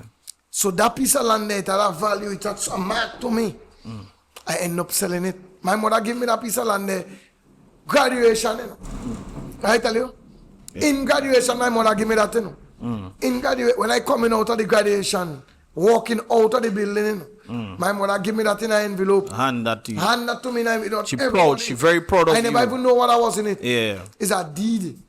A deed for a piece of land. I never even know what I was in it. Yeah. I wonder if it's something she give me to hold for her. She tell me that is for you. Yeah. Who that can be more happy than that? I agree. And then when I say I had to sell that, because I first thing and thing. So all that now, that is pain. Then what was going through her mind? I mean, she was so proud of her. Yeah. When I sell it. Yeah. No, but when I sell that, but they wasn't pleased. But I had to bring back $15,000 worth of thing by courts. I still had to. I was owing Rudolph Thomas. I was owing Big Edge. No, big man, you have a diabetic by your home that just come fresh. I had to be taken out to tongue now and then to take checkup and thing. After that, the first man that called me is Billy Dokchov. He's the first person that reached out to me. Yeah. Because he checked in VESCOT. No. I have to call you to encourage you and to give you strength. He called me, he talking to me. Now and then he and his wife, they making sure they check up on me. They see how you doing that is, and thing. Kondwani too. Kondwani Williams. Okay. Yeah, but man, Kondwani because my mother know him personal. I used to bring my mother to town and leave her in Kondwani office and go and make message. That time they by Jolly's, his office was. I used to ask my mother climb up the step, put her to sit down in his office. There was this spot for her to stay. Because I can't leave her home. Yeah. So I used to bring her down on a transport, on a vehicle. I hasten her and bring her up the step by him. Put her in his office and go and make my message. Yeah. Sometimes the boss coming back, there his office was this stop for her and thing. So he know her personal. That used to stress my mother. That break down my mother. Now I used to hide my feelings towards my mother because my mother diabetic, stressed out and thing. I never wanted her to know how I really feeling inside. But she found out. How she found out is, I don't even think she found out, no? I remember one time, I think it was a post you had posted about your mother, and you saying how your mother is so sad about what is happening and this kind of things. Yes, man, she did pain. It was troubling her because my mother saying like certain things she's saying because, big man, I bring back couch, rug, TV, stove, washing machine, by how much thing? So when you come at my home, I buy 4 white chairs. That's how my mother to sit down because visitors come in and sit. Yeah, I remember you had. Yeah, I remember that. Yeah. Yes, 4 white chairs and thing, and thing. So my mother saying that. My mother never even know. My mother and father never even know my commitment until when that happened. Yeah. Because when the amputation happened, my father is like, it was a new thing for everybody. And I never wanted him to break down me. I working and thing. I just do everything. Take up the responsibility of taking care of all the situation. Because my mother never had a bobo on her foot. To say you have a bobo on your foot and then they cut your foot. No, something prick her. The thing prick her. She go by the hospital the next day. She stayed in the hospital in Marigot 2 days. From 2 days, Rose Hospital. From Rose Hospital, when they give her something, it appeared that it was allergic to her. Then one time, they check in Neva, they say Neva. That called me, say, but it's our family. She said, but Mary, but look the thing on your foot there and thing and it. Bam, one time they do a little small operation. It appears the thing that prick her. And the medication wasn't working with her. It was allergic to her. The thing was going more up. One time, they asked my mother, and that references the healthcare in Dominica. That also references that. Okay. Definitely. So next thing my mother say, it had a man, a doctor, he known for doing surgery. I can't remember his name. Dr. Paul. Okay. He make around on the ward and he say, boy, you see things like that? And sometimes this could be in the bone for gangrene, although we don't see it, but we have to do some extra. Mommy say, well, she don't want to allow food to kill her. So she decide. They say, make a decision. She say, yes. So now, I never cry nothing. So I always tell her, make the other foot. So you have 3 foot, is my 2 foot and yours. And things. So my mother check in, boy. I stick with her and thing. But what I make my mother feel more funny at the time, all her loan and thing I paid off. Nobody never know that. Yeah. My father never know. All loan I paid off. So imagine I doing all that, I still pay off all my mother loan. Yeah. I still, when my father falls sick, at that time he falls sick, I still had them 2 there juggling and thing. All that without a job. By the way, without job. Then when I do check now, I check in, boy. Nah, man, I have to sell more thing. Because you don't know where else to turn. Did you think of applying to other jobs, or you wanted that to settle? At the time, it could never happen. Why? The situation at hand. You must get somebody there. My mother couldn't stay with nobody at the time. You must have an amputee. And it's fresh like that. It's very difficult to adjust. That time when we adjusting to having an amputee. My mother is the only person that could deal with elderly people. Yeah. No, I'm a young man, but I can't deal with that. I don't know how to deal with that. So now I just adjusting to the environment and big man, down to feeding a diabetic. Me and my father had a problem with that because sometimes we cooking thing when we have to check the sugar every up. Sometimes sugar high. Sometimes we have to. And you know, until we get it right, and you never get a diabetic right. You can just try and learn the foods, get your information to understand her body, understand certain things, and you know, and things. And you're doing all this absent a job with limited resources. And scraping all money. All money we have. All money on savings I have. All money on... Did you get help from the community? What was the community like? where? Yeah, like the community Dominica. Did you get help from anybody? When you say help, I don't giving you monies based of your situation? No, at the time, no. No. It had one time when, like certain friends I meet. Okay. Certain friends I meet will give me $100. Certain friends will give me something here and there. Okay. But yeah, certain friends and thing. Sometimes my family, the main person that used to come at home and making sure that used to feel away, it was Juliet Lewis. People think it's my auntie, but it's my cousin. But our relationship and my close, like sisters. Yeah. So Juliet Lewis was somebody too that boy did a lot. A lot. When I tell you a lot, she always coming at home. Always coming. Always. Long time. She always coming and thing. So she's one that will think. And sometime after now, good while after, long time after, years after I can recall, they make a what they calling it? When you pick up money for somebody.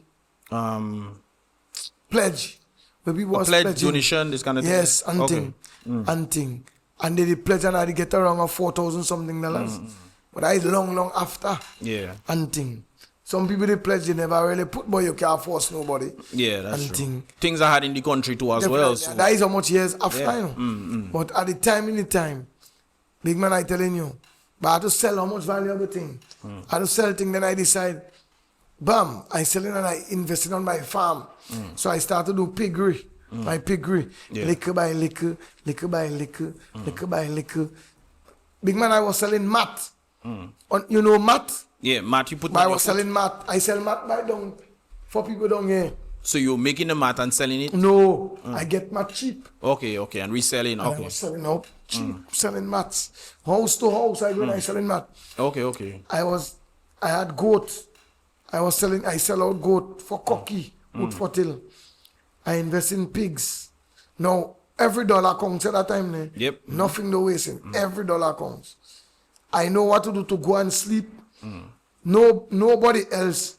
The main priority at our home at the time was my mother. Yeah. Main priority was my mother at the time. And your father couldn't help? My father, he alone is my backbone at the time. And he know the way he used to be operating is like, I never want to put pressure on him. Because my father older and my mother him. Yeah. And my father is somebody, he does hide sickness. Yeah. He's not somebody to cry to nobody. He might die in there. Yeah, and you don't know. If he had to do something, he's still doing it. Because all like now he will tell me, see, I don't want to give you no trouble. No trouble. When I go, I just go and sleep and don't get up. I don't want to give you no trouble, because now he understand. I go through it already as a young man. And at the age... And all this seems to have been caused by the very... Boy, is what happened. Yeah. And yeah, that at the age I was 20-something. Big man, that was too young for me, boy. Yep. I take the responsibility as a young man. 11 years ago. To do a thing like that. Yeah. You check me? That I was too young. I was too young today having that kind of responsibility there and to do thing. You check me? And by the community self used to encourage me. Friends and things, they used to encourage me. I washing my mother clothes. I doing everything. But you go then you still have to go out and hustle to see how you can. I was on my farm. Yeah. And do my thing and check my scene. Yeah, man. Is that what you still do now? Because it seems like you still... Yeah, man, it's on the farm. It's a farm. It's the farm that keeping everything. It's on the farm. It's a farm. Because after that, when I look back at everything, I don't want that for nobody, no? Nah, man. I make it look not easy. On your worst enemies. Big man, I make it look easy, but that's hard.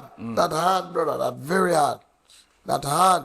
Especially when you're not somebody who knows about these things. These are things that you have to learn. Big man, because I'm sure you were thinking that your job is something that is secure. You have been doing your best at the job, and then look at what has happened to you. Big man, I love my job until I can remember, I believe I was the one that worked the most overtime.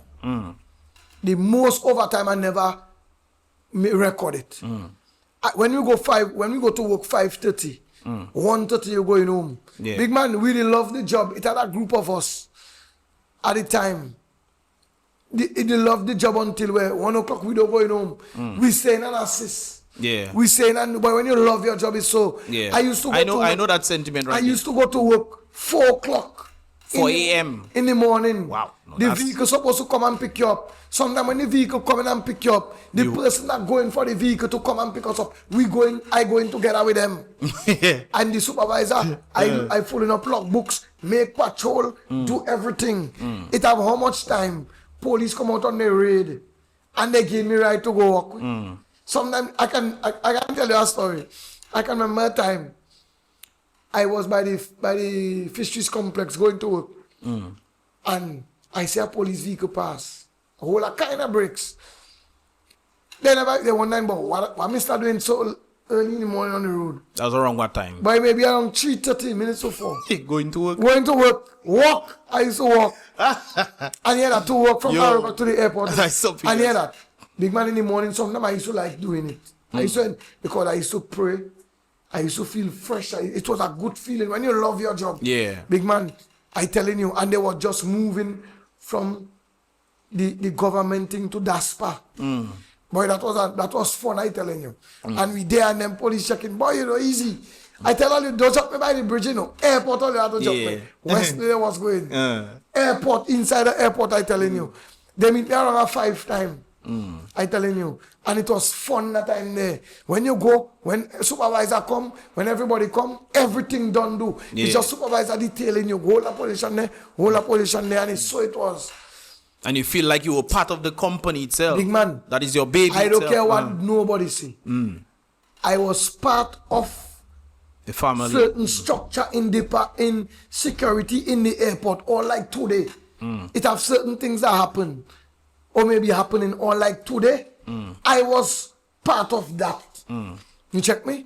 Because now is boy, you don't have love in the work again. People I used to work with just tell me on a day to day how they feeling. So you feel like you were a major contribution to the the environment? Yes. Because you see, when you have people that have vision. Good leadership, I think they call that, yeah. And you have vision. You must have vision. You must have, you have to, it's teamwork. Yeah. That is not no one person. It's team. It's all of us, Taxi man, you have to work with security. Security work with the airline. Everybody have to work together because your objective is one goal. You check me? It's one goal. So that is why, but now it divided. It's a kind of a way. Things change. And I think the reason why that is because of most likely what happened to you. Because they're saying you're a hard worker, you're this kind of person who pretty much bring the people together. And then look at what has happened to VESCOT. Well, you're right. Because it have 3 officers that tell me already, well, if that happened to you, much less for them, they check him over. See, I don't understand what them people do that for now. I don't understand. That is wickedness, that is evil, that is so much thing. Then people telling me straight. I was getting, from day to day, I was getting information of everything that go on there. A lot of things go on there. And you see, the job come now where people working for the money. Yep. And they're working for the love of the job. I think, as you mentioned, I love the fact that you mentioned that. A number of persons always complain about the customer service in Dominica. And they don't realize that is as a result of the cause. When you create a causality where people realize, hey, these people don't look out for me, I'm going to look out for myself. And then they treat the customers who come to participate in that business the same. Like, hey, okay, I don't want no stress from you. You might have this or whatever. Don't come and give me stress. Or they themselves might be adding into the stress that the customer I'm going to tell you something. I happy you say that. I'm going to tell you something.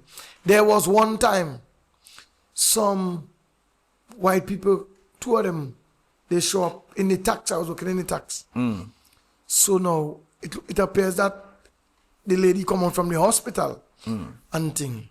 But they say they have no more money. England they was going. They have no more money and thing.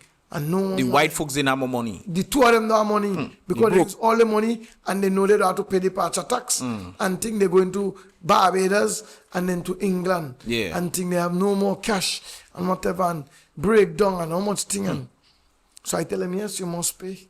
They had 2 children and the man and the lady.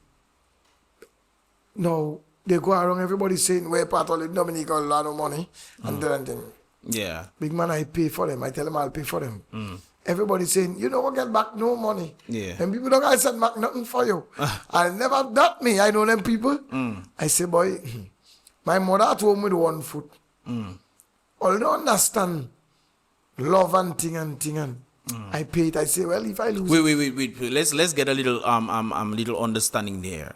You paid their stuff for them. That was when you had the job or when you didn't have the job? When I had the job, I was had there. The job. Okay. And thing, we coming back to customer service and thing. They assisted and thing. I paid for them. Then people send back double the time of money for me. And thing. So they knew your information. How did they get to you to send it back? I give them all information. They take all information for them to send back. Okay. Every time. So they made the promise to send it back to you. You just were not sure you'll actually receive it. And thing. I still check it well. Because the man had to pay 45. He was born in a CARICOM country. The lady had to pay 59. And the 2 children never had to pay. And that was US or EC? EC, okay. And thing, they send back my money and thing. So it's not. But you see the way I used to be dealing in the airport. I feel at the time it was something that was cut out for me. Yeah, man. At my age. But you're right. You're right because the way you speaking and I kind of had that same sentiment when I had my jobs. I mean, even when I deal with certain people, sometimes even in Ross, sometimes the students would not come until I am working. Can you understand that? They would not come until I am working. Sometimes it used to get a little frustrating for me because all the students are coming because they know my coworker is there at that time and they know I'm going to come after. And then you just see a set of them coming when I'm there. So it's important and it actually helps in the long run. I'm not saying that you're looking for anything, but sometimes, even today, some of us are still close. Big man, I know it have a lot of friends. And I know them in the airport. We still friends today. A lot of friends. Even the first time I see Timothy Harris was in the airport, VIP. In the VIP, I meet him. When he come, he asking for me every time. Where is VESCOT? He was the Prime Minister saying, that time there he wasn't no Prime Minister, nothing yet. And think, where is Vessi? And think, they used to tell me, oh, look, Timothy Harris. Ask for you. I said, you ask for me? Me ask for not me. He checked me. I said, not me ask for. He said, yes, your friend and thing. He said, where's the sharp boy? He always sharp, well neat. Because big man, my clothes, but you mad. I always like that. Always clean, always neat. I tell you, I had love for my job. You ever thought of going overseas? I mean, you had your parents. I understand that you had your parents. I couldn't leave and go overseas and stay. I couldn't do it. That's because of your parents. I couldn't do that. And it's like, I tell you, the job was a job where it's a nice job, you know, for a young person to develop themselves. Career-wise. Yeah, man. Once you don't only have to take what they teach you, but you can read up, study your work. And with what they teach you, with what you know, by telling you can be an effective aviation security, and you can take that out too. You can go far.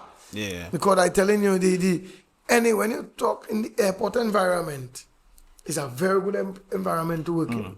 Yeah, man. I think when it comes down to certain jobs in Dominica, the best places to work are the airport. Ross was one of them. I think Ross was one of the best places to work. And there are very few places here. One of the reasons why I tell you, the ports and the airport, every day is not the same. Every day is never the same. Because you get to interact with certain people as well. And not that alone, you get to see different things. Yeah. And my mind now was learning mind. I always used to look for the things because my job was to prevent unlawful interference against civil aviation. So I was taking pride in profiling people. Yeah. I will profile you. I will watch you. I will, based on your job. So you used to learn like body language and this kind of thing. Definitely. Okay. That's something we have to learn too. You have to study people behavior, study everybody, study even your co-workers, like in the airline, all that too. Yeah. Big man, I patrol the airstrip already. 2 people alone I do that. I know that do that before. Is What Mr. you mean patrol the airstrip? Walk foot patrol from end to end, 09 to 27. Okay. Is Charlie from Penville Vacres and myself. I telling you. But it's good to do them things there. Yeah. You will learn, you will know your environment. And I can give you a joke about the air side. I was the only man. Plenty of people don't know that, but some know that. I was the only person that run a deportee that escaped from the plane. Like as the plane land, you run park up, open door, Mr. Run out. And you run in shackles? No, and run in the airstrip. I was the one that run and hold him. Wait, so were they gonna put him in jail or something? But he was wanted, yeah. Okay. You run, I tell you, yeah, man. And the boy, and you run him down. Mr. in jail maybe all now. Okay. Because the boy make recommendation that I should get a position. He was a wanted criminal for two. He maybe do good time overseas, and when he come here, he had good, because maybe he escaped from hospital. And he go maybe 10 years or more and thing. Imagine when I bring him and hand him over to the immigration officer, I can never forget that. I'm jet up there, we walking down. Everybody afraid of him. Everybody, he had tattoo from head to toe. Okay. They're telling me, bring him inside there. But he, you see, boy, it's God that he saved me that day then. Because I said, to say he couldn't do me something. Yes, he could do me something. Yeah. But the boy, now, he checking. Well, I had the upper hand, and then I bring him down. When I bring him down, he check. He feel that I was professional, even though I was doing my job with him. So he didn't fight you or anything like that. No, he just fight. Okay. We fight, and I still bring him. Yeah. We fight, but he maintain. If it's this young officer, or you will never catch me. And he deserve a supervisor position. That is what he said. He told the man he told immigration that. Yeah. CID come up for him. He said he deserve. I get recommendation and thing from CEO. From the very man himself. I even get recommendation from Mr. Bad will write me as well on that too. But it's interesting that you got recommendations from these guys, and these guys were the ones who did you dirty.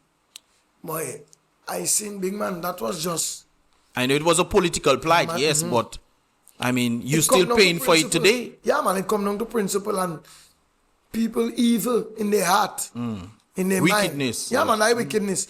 And it tells Dominican how we live in now. But we have to go to more in details in the case. Because it have certain things. So now, we back to the case now, the tribunal. Yeah.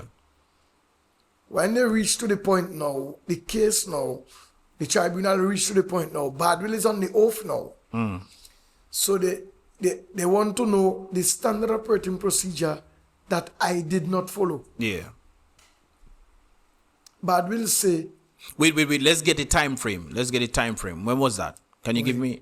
Couple years 4, ago. 5, 6, 7 years ago? No, maybe around, let me say 3 years. Okay. Maybe 4 years ago. Okay. That was during COVID? No.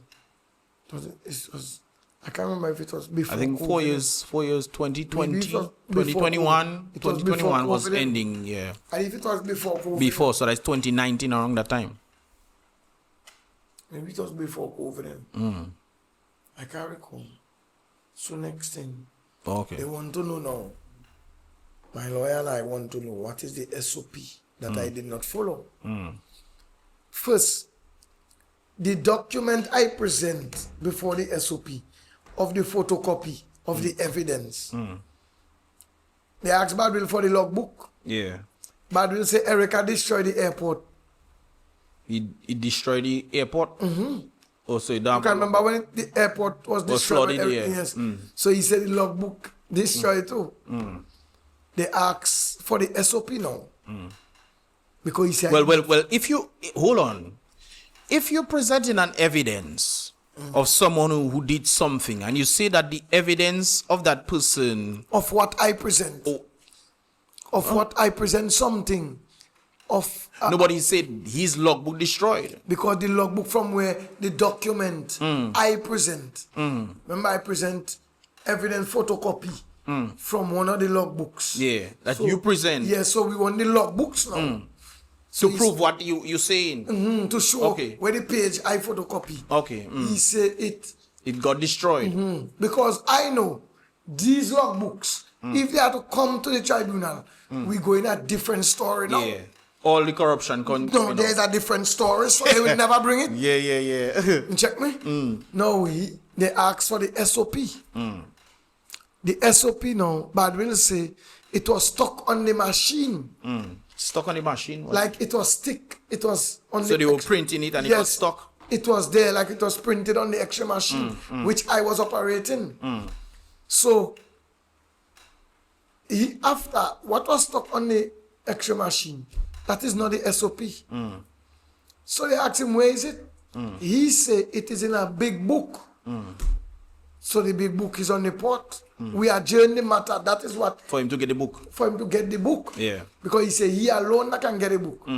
But we retire and up to now he can't find the book. So when did he retire? What year? But not last year now. Last year?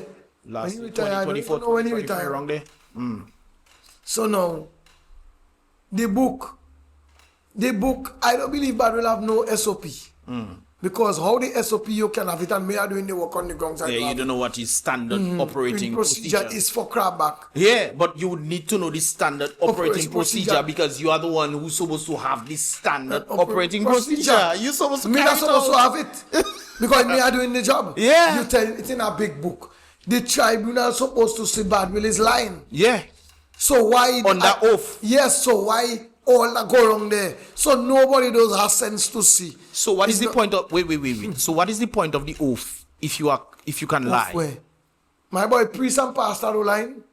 Well, yeah, but you under oath, and if they catch you lying, then that means jail for you. Jail, no, the tribunal, no. Remember, the tribunal is in labor commissions, in ministry. It's there. But if you under oath, so what is the point of the oath? Well, it's on oath. That means to say he lying. Right now, the tribunal should make oath and just lie then. The tribunal should be making a decision now. The tribunal has the power. If you call parties and whoever those show up, you can make a decision. Yeah. They should be making a decision now who win, who lose. Okay, so at present, so we reach the present state right now. Now, Bad will be waiting on to show the standard operating procedure. So Bad will is still on trial then? Well, but they adjourned the matter for him to show. When was the last adjournment? But some years ago. So that was when he was. When he was there, CEO. There. Yes.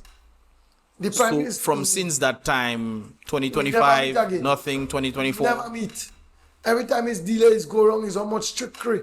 It's like they're working for Badwill and they're working for the state. That's why tribunal matters. It don't make no sense there are no tribunal. Because tribunal matters don't have no power. Yeah. It's just wasting people time, wasting money, having chairman, getting pay, and nothing are going to come out of that. So why did you guys ever think of taking it to court? We want a judgment there.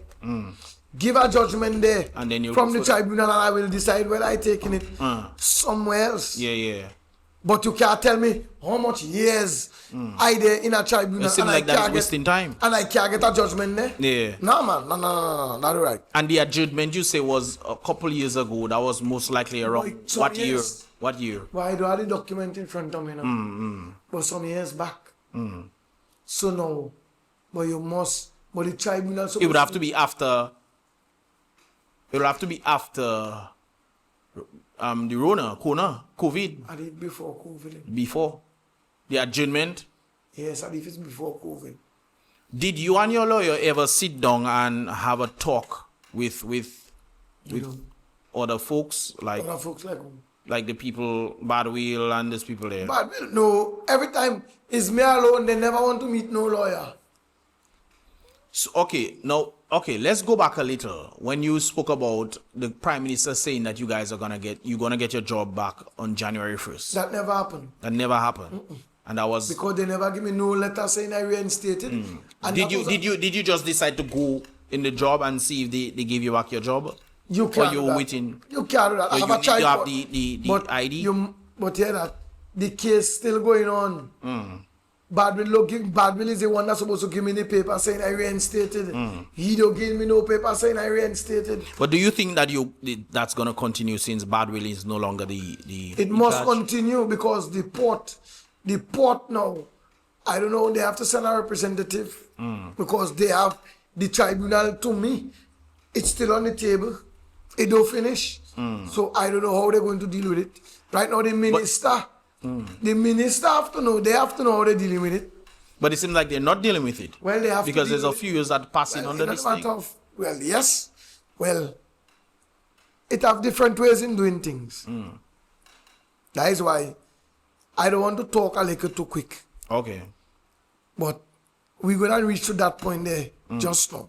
Well, it seems like we're gonna have to have you back again. We're gonna reach to that point there because now the matter going on for a little while.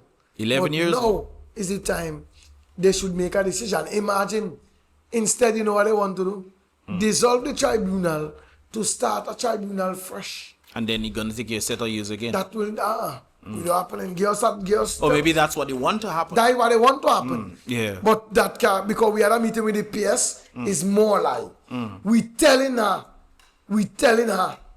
is that they want to do? No. And she knows that they want to do. Yeah. Plus, the PM come right at my home. Village council bring in Marigot at my home. He say in front of everybody, let us put this to rest. He tell me he want to meet me have a meeting with me in his office. How long ago was that? But just the other day before my mother died in December. That was last year. Was your mother, because of the complications and stuff, your mother passed away? Okay. And thing. I remember you were speaking about the grief that she was. My mother grief, man. My mother used to get up vexed. My mother was sleep bitter. sometimes. I remember you saying she couldn't sleep and stuff. My mother never sleeping in the night. Sometimes she vexed, man. She used to call Scarrett name. Yeah. She used to call minister's name, Black man name. She used to call the name. She had to ask God to change their heart. She used to say how much thing. They hurt my mother. And that is one of the reasons why. Yeah. You see me? That is one of the reasons why. You see money, this kind of pain, them money can't fix that. Yeah, that's true. Money can't fix that, brother. I rather today in my job, working and taking home $5. And my mother, I could help my mother. You don't know how it's feeling when you can do things for your mother. And your mother proud of you again. But you don't know that? Yeah, I know that. I feel so good for the amount of thing. What hurt me the most is the things and them I wanted to do. Because of my financial situation at the time, I couldn't do it. Yeah. I used to take my mother, brother, and we used to go around Dominica. I used to rent a transport. Yeah. I never had license. And I had somebody driving us around Dominica, you know. Around Dominica, I telling you. My mother used to enjoy that because I never used to, and that make her live so long. Because now, my mother lived 14 years. With the amputation. And how did that make you feel when that situation happened when your mother passed away? But when my mother passed away, your mother never got to see you really. No, and she wanted justice. Yeah. She wanted justice. She never get to see it. The Prime Minister said in press conference, oh, he offered me my work back and whatever. That is my job back. And how much thing? You offer me job back without no paper? Yeah. Bad will never offer me on mouth. It's easy to talk. Yeah. So much thing bad will tell friend. And I hear, but it's on mouth. Give me a paper saying you reinstated. You call me in your office. Mikey Pascal, the chairman of the village council in Marigot, can testify in a meeting with the Prime Minister. With the Prime Minister. But I disrespect. He don't even get back to us. Yeah. He don't even get back to us. You talk and have a meeting with us and think, and after you just decide you're bailing out. And in the last press conference, he said he tried to deal with the matter and whatever, and he don't want to get in that. He contaminate everything. He contaminate. It seems like he's saying they're trying to deal with the matter without actually dealing with the matter at all. No. And you said your mother passed away when in 2024, 2023? December there. December that passed there. So that's around the time the Prime Minister visited your house. Before that. So what did the Prime Minister say during that time? But he tell my mother, you go and fix that. He say you gonna fix that and we're gonna put that to rest. And thing. And it never happened. That never happened. and he never even go to do it. The only thing we meet with him in his office, he never go after the meeting in his office with the village council. Yeah. He never meet after that to say, well, he and the lawyer, he asks, who is the port lawyers? He asks about with that. Like he don't know. He know. You know, I mean, you know your bills, you know, so you should know these things. So once this, after we meet in his office, the next time we meet, the port lawyer and my lawyer would meet. But the Prime Minister never go to fix no matter. If you're going by a long time, if the Prime Minister wanted to fix that, Mr. Fix that long time. Mr. Fix that long time. Mr. never want to fix that. And the only reason you don't want to fix that is because of Lennox Linton and they run with it and make political gimmick and how much thing, and that does make a whole mess, and it's just that. Yeah. And I feel the Prime Minister has something personal towards me now. I think so too. Personal. Because I mean, you cannot be going through those kind of struggles that your parents them feeling it.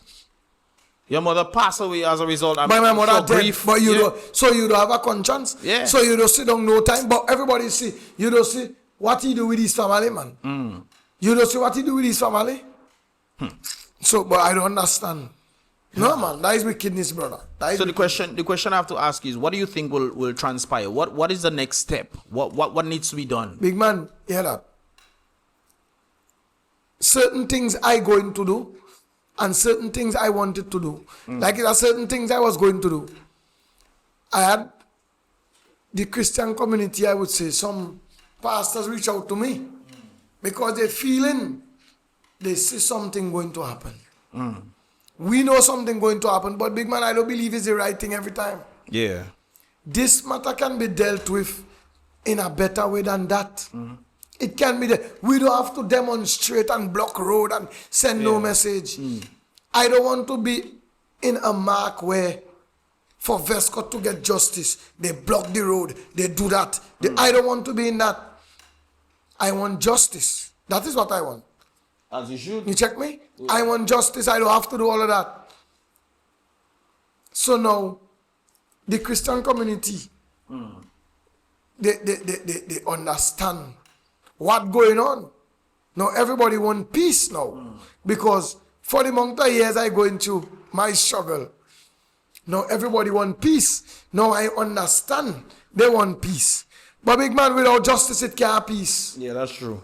Without justice, it can't have peace. I agree. You check me? The Prime Minister know he contaminate the tribunal. He do how much thing. He do thing behind the scenes. And it's showing clear. Because if my daughter do something wrong and I come and intervene, as a father, I supposed to know, let me fix that, let me deal with that. Yeah. He know. So you want to say you run things in Dominica. You is the Prime Minister. All of a sudden now you don't run things again. Yeah. Unless it was a gimmick. All of a sudden, that one there too hot for you. Yeah. You can't hang that one there. What happened with the Prime Minister is because he have a personal thing against me now.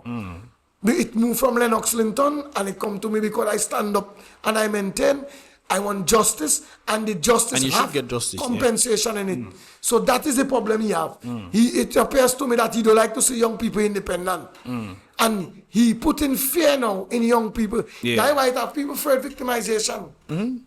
They're afraid to talk. I telling you, even when they know that the situation that is happening in Dominica is not good for them, they're fearful of speaking. Big man, them people and they expect change, which is crazy. But no matter even that, young people need to now stand up in a way for the future. Yep. It's your future you're standing up to. I want a better future for me and my family, brother. Yeah. I want to live good. I should never be 11 years of my life. Have to be fighting a case. That is the crazy part. For crab back. For Luke Lennox in politics, he resigned out of politics for crab back. So you to yourself, big man. And you're still going through that struggle. I'm still going through that. Big man, it's a morning. So you think I can't get up and say I had enough of that? Yeah. I can get up tomorrow and say I had enough of that. And the reason I'm telling you, when I say I had enough of that, something can happen to show the world I had enough of it. It are many things I can do to show. Hopefully you don't take anything drastic. Anything drastic. So I had enough of that. Yeah. But the Prime Minister is the one I know. He is the one that causing the tribunal not to go on. And it seems like it's the very Prime Minister who's causing this to happen is the one presenting himself as the angel to solve the problems. You cannot come at my home. It's interesting. Big man, the man come at my home, brother. The man come and try to give my mother $1,000 in a red envelope. Disrespect to my father. High disrespect. How you can come to somebody home, you victimize the son for 10 years going. Big man, you're supposed to come there. You come there to give something. Give the man back his job and compensation. Yep. And that is what you come to do. Back pay as well. You check me? Don't come and say about you come there to give $1,000. That doesn't work. He probably thinks that because Dominicans don't have much money, then they will, the breadcrumb mentality has been created. So giving breadcrumbs will probably suffice. At least man, you get that instead of nothing. Better Mr. never even come at my home. You see when Mr. come at my home and my mother see Mr. face to face, that hurt my mother more to say Mr. don't fix no matter. And I think what probably hurts you even more is the fact that your mother did not get to really see her son. I mean, I'm going all the way back from graduation, But your mother seems to like have a really deep influence on you. Well, she saw her son graduate and she was expecting greatness from her son. Man, not only that. I was very close to my mother. My mother is the one that brings snow cone to Dominica from Trinidad. We known for selling snow cone all over Dominica. Lauren Barney's mother used to have a caravan selling back in the days. My mother and her used to be selling.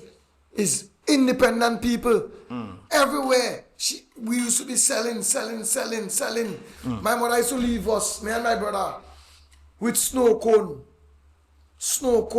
one place, and cotton candy, and she's somewhere else selling.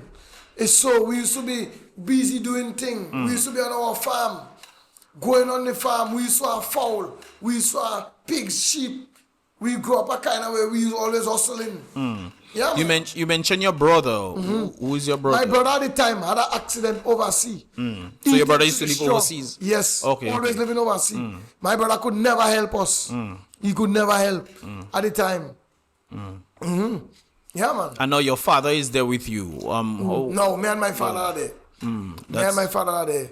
No, still. What is your father thinking? Well, how is your father handling what happened? What has happened with to the you? mother? With me? Yeah. My father vexed. But my father did not greet the Prime Minister. I don't know if the Prime Minister observed. My father never shake his hand. He never greet him. That is the reason for that. You come in a danger zone where you hurt a family. You hurt a family. Did he come with his security? Whether security or not, I know my father. Yeah. You hurt a family. The Prime Minister was standing by the door in the house. My father was sitting on the chair handle. My father don't please with that. He don't please it. You hurt the man. You fire the man's son. His mother must take care of my father and my mother. Yeah. So that means you're cutting bread from his mouth. You're cutting his life short. True. Because when I can't provide for myself, I can't provide for them. Yeah. So the Prime Minister come in a place where he just evil-minded. He don't come to fix no matter. He come to try to make an impression. Because Brian even believed the Prime Minister was going to fix him at time. Brian was standing by the door. Who's Brian? Brian Lennoxington, brother. Okay. It's them, his village council. Tony was there, Cassie was there. And that's why Tony now supposed to ask the Prime Minister, what going on with VESCOT? Because no, he's the PAL rep. He was present. He have to follow up. Skerrit made comment in press conference saying about something with the matter. When he make some statement in the house, in the presence of Tony and Cassie, Delbert, they have to ask him. You check me? Have they been doing that? Asking the Prime Minister questions. But Delbert alone not make mention to that. So Anthony hasn't done much. I believe Tony have to start to ask the Prime Minister, because at the end of the day, watch out. What is the role of a minister? A PAL rep. A PAL rep. Yeah. What is the role? To represent his parliament. But that is the reason. That is the role to represent the people. The issues in the village. And that is an issue that in the village. So none of all you can fix it. But young people know will ride with all you. Young people will never stand with all you. That's true. Because if you can't fix that, young people can't roll with you. Then that just makes the PAL reps a joke. Yes. Yeah. Because you can't telling me, but I don't understand. And when I hear people talk about young people, big man, that is the reason young people afraid to come out. They're afraid victimization. Yeah. You check me? The churches, the union, the opposition, and every force it have that feel is standing for something. When it comes to victimization, we have a part to play. Yeah. There is where the problem is. Don't talk about nothing.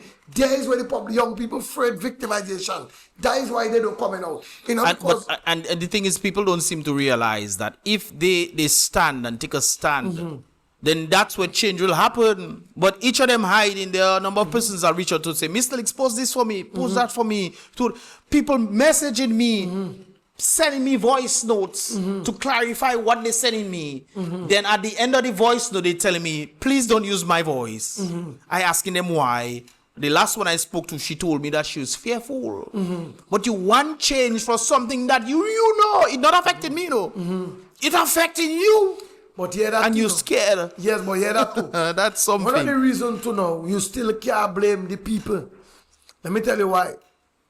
Because you see the persons or the organization that's supposed to stand with you when you're being victimized, they're scared. But that's the thing. The church scared. I never see the church scared. You know what I'm telling you? The union, all the talk the union have there, the union scared.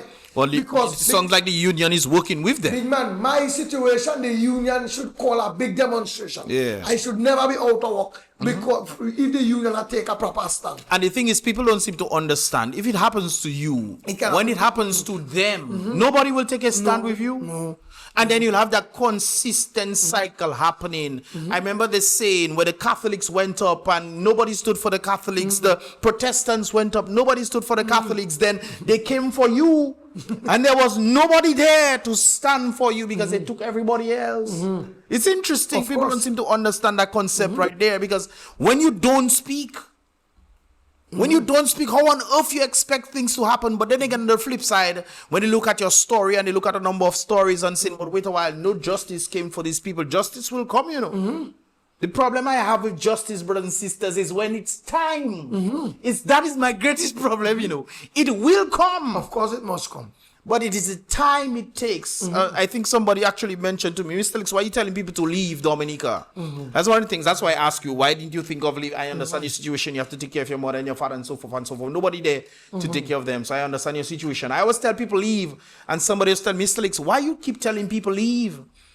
I tell them the reason why I tell people to leave, one, they can actually help their family when they go overseas, so they can send back monies that will help the people. Whereas Guayane in Dominica, the other one is, why would you stay here under serious burden to let people quaver you and make you want to?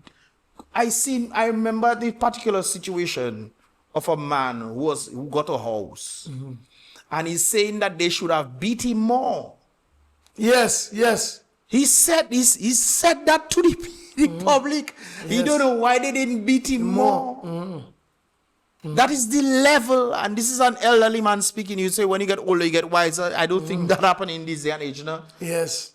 It's very interesting when you look at how the dynamic is working right now, and people need to wise up and realize, hey, we need to take a stand. Despite the odds. Vessi, I'm sure if you were there with a number of folks behind you, if the people of Marigot were behind you, I'm not saying that they're not, but if they were there visibly in support of you, I'm sure that your matter would be resolved. But we don't have that unification. No, they're coming out.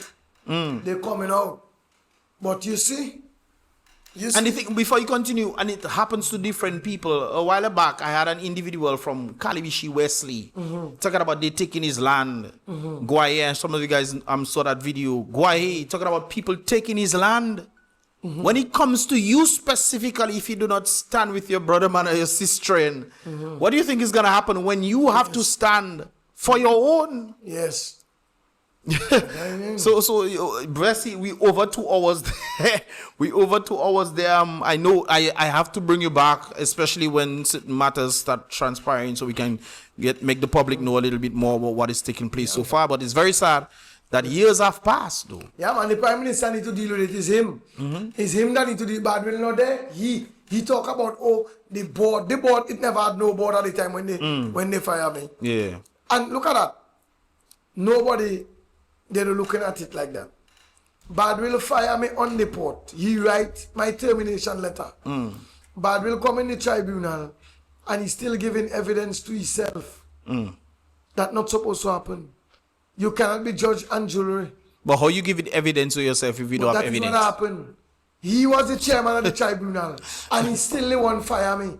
But it seems like the only thing that they are saying is that you did not follow standard protocol, but standard operating protocol, but they cannot procedure, but you cannot prove it. But I don't know what they're trying to say.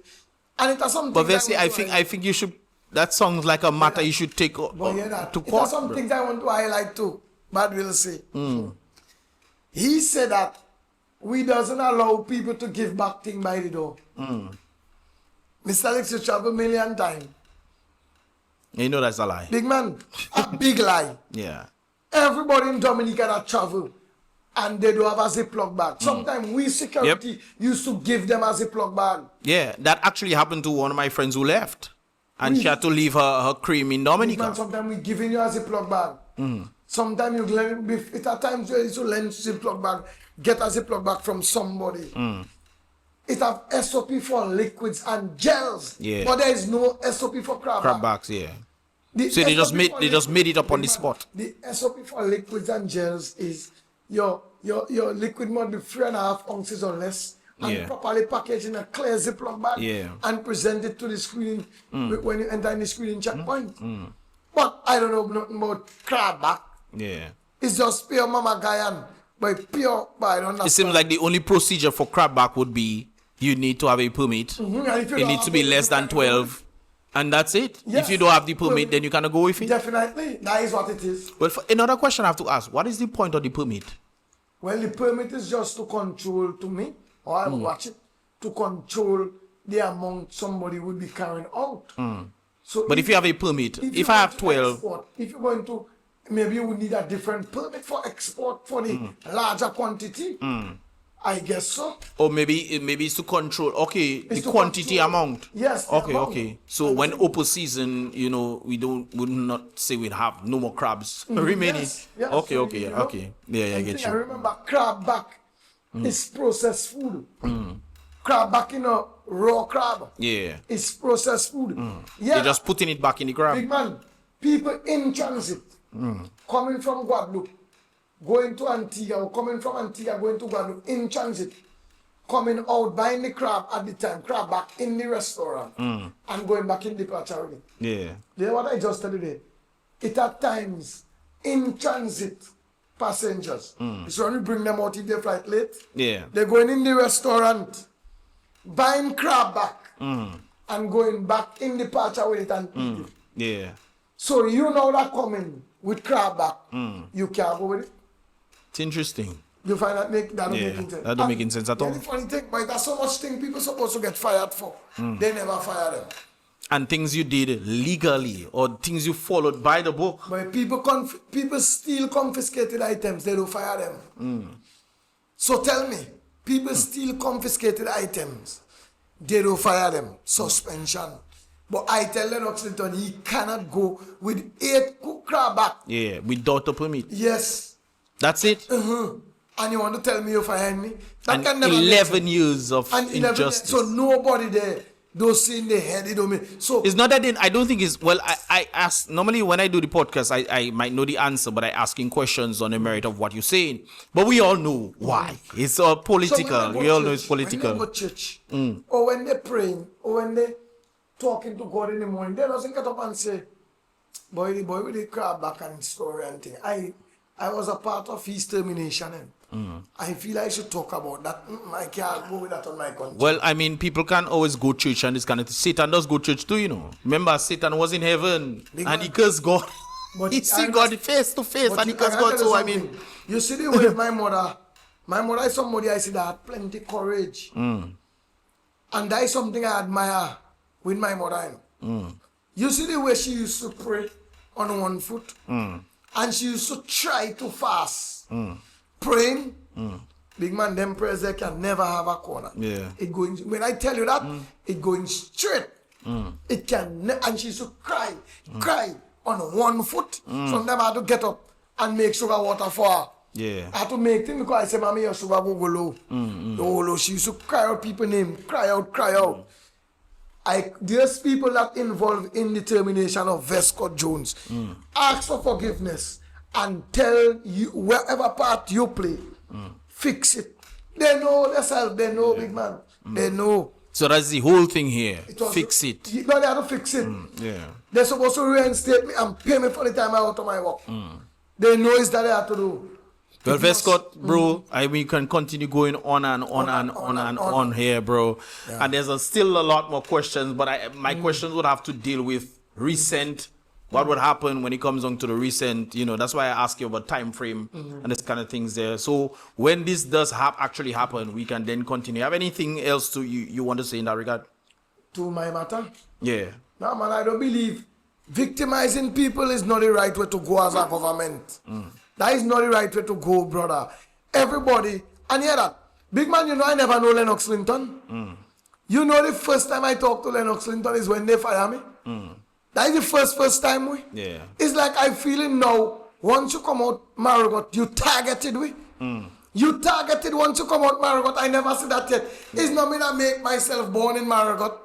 It's not me. I know Marigot was one of the places that have the most educated people. The whole permanent secretary position. How much be Speaker of the House. Yeah. Because they was my family.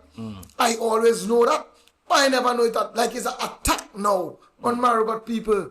I never see nothing like that yet. Now, brother, we have to do something better about that.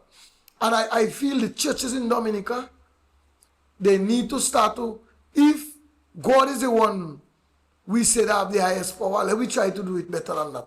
Because it don't look so. It don't look so, they fear scared. The church and them fear scared. So now the whole country want to fall down. And I don't understand. I'm going to give the Prime Minister some advice.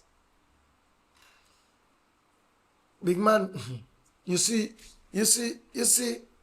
a leader, a real leader doesn't want to lead, brother. You see, a real leader, he never want to lead, That's true. He never want to lead. He always behind the leader, a real leader. Because I telling you, big man, when you're living, you know how good it does feel when you do the right thing. It does feel good. It does make you happy.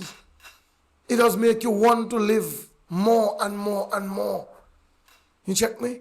But it's like the way I see people, the way I see them moving in Dominica, and the way the government operating is like they're forcing you not to enjoy your youth, not to enjoy your days, not to enjoy. Let the young people enjoy the time, brother. Leave them. Let we think how we want. Once we follow in the law and we think in the right way. Don't bondage us. Don't try to muscle us. Don't try to chain us. Allow us. Leave us, boy. That is how you just get creative young people, It have a lot of people with talent in Dominica and it's stifling. Because you're victimizing people. You're not making people be themselves. You have people in Dominica that have talent going down the drain. Because wasting it. By telling you, by the wasting the talent. Yeah. A lot of people now they're just working for the job, their money, and go home. Yeah, that's why we talk about earlier. We talk about the HR and not HR, but customer relations. Some people are only there because that's their meal ticket. Yes. They're not there because they love the job. No. So you are definitely right. And it's just because of how the system operated. Right now, look now, we have a lot of violence happening. Big man, I don't care what nobody say. Everybody that talking about the violence in Dominica, they're not even asking young people, what is the issue? Yeah. From commissioner go down. You know a criminal. But before a criminal is somebody in stress. Causality. Yes. Yep. Better you bring young people. As I tell a police friend of mine, I begin up the Marigot police station. The police and them, I always having talk with them. We always vibes in. We always talking. They understand. Yeah, that. I tell a friend of mine, you have to know, you see now with our gun violence right now all over. Yeah. Right now, come out of the police station and go in the community and have mingle with the folks. Meeting. Yeah. Meet young people. What is all your stress? What causing all it to be like that? Yeah. What bothering all you? In that now you can understand and try to do things to act as a constraint for that. But you just there, it just hammering down people. It's more criminal on the question. Yep. Plus, you're right. Plus they don't understand now. They don't understand now. The society will look at me. I don't get injustice. How long I don't get injustice? You think somebody else going to be talking there still? No, you think in Trinidad somebody could be going through that and be seeing one another who are responsible every day? They taking you out. Big man, that will never happen. Yep, that's facts. You know what I'm telling you? I've been to Trinidad. they shoot my auntie in Trinidad because she was renting for some Muslims. I know how it operating. That will never happen. You know what I'm telling you? Yeah. So now, what I'm trying to say is that all what are going on in Dominica now is not only hammering down, meet the future, the young people. What is all your problem? What is all your issue? How I can help all you? What we can do? That is what is supposed to happen, brother. In Roseau now, you're not safe to walk in Roseau because the place act funny. In the split of a second, something can happen. And innocent people die? Or innocent. Big man, I there in people's park with my daughter in the playground. You telling me a man get shot by KFC? So what if we was walking by KFC now? Yeah. And talking about that, remember the Logos Hoop situation? That I'm talking about. The police. That I'm talking about. The police that do that. So you're telling me, tell me, what is the situation? What? And you want to talk. And the Prime Minister's wife make a comment. She talk about Navy SEALs and snipers on a political platform. You can remember? Yeah, I remember. Big man, that is not things to say, brother. Yeah. That is not things to say. Because it's the same set of people maybe she was referring to. I saying like, I don't understand. The police force is there to protect a minister, to protect the citizen. Who is the other Navy SEAL and snipers she talking about? Who? That's Who facts. is these people she talking about? The police, we know the police is the one that is supposed to be the Navy SEALs and the snipers. But who is the others? And the churches keep them out silent. The other people keep them outside. God-fearing people, they keep them out silent. And it's interesting that you mentioned that. I think, was it Skerritt when he was talking about the Salisbury people? He could bring his Bath Estate folks on his kind of people there, his Roseau folks, if they wanted to make trouble in Big man, I see man on You're Facebook. right. Yeah. I see man on Facebook. When people demonstrating saying, oh, send them. Send them where? Send them Marigot? Because that could never happen in Marigot. Yeah. Problem. I warning everybody. You see, Marigot is a funny place. Don't come and go on Facebook or nowhere and say, send nobody. People standing up for the right. Yeah. For the right. For the right. From my baby, so I know not to lie, not to curse, not to steal. Even though you choose to take your own. But always stand up for what you believe in and stand up the right. But you always learn in Marigot to work hard for what you want. To be disciplined. To be focused. No handouts. And don't take no cool out and down there. We never grow up doing those things there. We never grow up doing them kind of things there. Everybody was independent and competing to be better. People never competing to do criminal activity. Everybody competing to do better. Everybody competing to do good. If you're doing something, I'm more creative, I'm doing something. It's so people was competing. Now people competing to be criminal. People competing to see who more bad way. And you want to tell me a minister will come and say, oh, about Navy SEALs and snipers? It seems like they're encouraging that kind of environment. Making people feel it is okay to be that. Making people feel you have a safe heaven with us if you're doing that. It's not supposed to be. And it's to see, big man, I don't understand it. All that I tell the police something. My friends, the inspector who I know, and different other high-ranking police, the gun violence in Dominica, don't just have press conference. Go out in the community and don't just there sorting transport. That doesn't solve 100%. If somebody make up their mind to do something, brother, you don't think they will still do it? So even though you're sorting by auto trade, you don't believe somebody can still walk. They know they see the traffic block up. They walk by they stop from Old Mill and walk to go the gas station. You saw the transport. So you don't believe you saw the transport. You don't believe the person walk and then walk through the security part. What I'm trying to show is that is not only the way we should try to curve the problem. But sometimes it's the police them that are the problems, you know. Because the reason why I'm saying this, I remember a particular situation, I think I'll do a reaction on it on Monday, where a young man who apparently the police went after went to do some searching or whatever and found some marijuana stuff or whatever. And they also found monies. And as a result of them seeing the marijuana plants, they associate that he's selling. And as a result, they took all the monies that were actually his mother's money. Which is very interesting. Why you just decide to just put things out and you go into court to find out how they can solve these matters.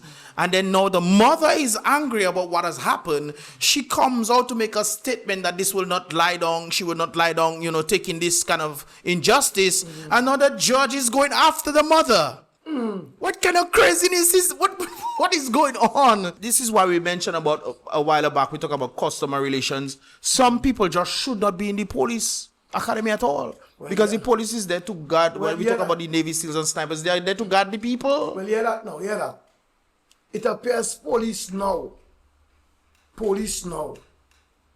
they're not policing on the state. Nope. They're policing for oneself. They're not policing on the state. That's why it have young police. That is my friend.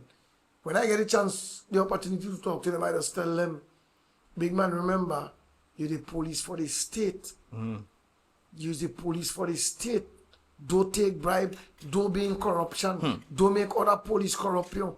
Use the police for the state. Brother, watch out. As I was saying earlier on, the violence and the crime and thing that happening in Dominica, one of the best way to help, meet the young people, not only policing. Yeah. Because the young people frustrated, they're stressed out.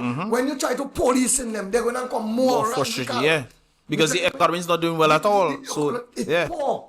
And the system, you cannot get justice. Look at the amount of murder that happened in Roseau. Yeah. And look at people they accuse, get bail. They get in bail and walk in the street and case just no calling. Yeah. It just no finishing. Big man, the police from the hierarchy go in different communities, have town hall meeting, have young people to come, talk with them. What is all your plight? What is all your stress? How we the police can work with all you? You go in like that, then you have them to bring in firearms if they have.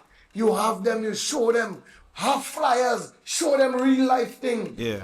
Because big man, Trinidad and them place there, it's a real thing that going on. We don't want our country to be like that. Dominica too sweet to be like that. We already have something dealing with there that having our country kind of a way. No, we cannot have them kind of rate there of what going on. Every day is another thing. That Dominica was never like that. Nope. So it's not only about saying you will hunt them.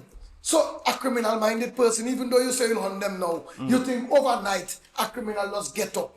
A good boy just get up and say you want to be a criminal. Yep. No!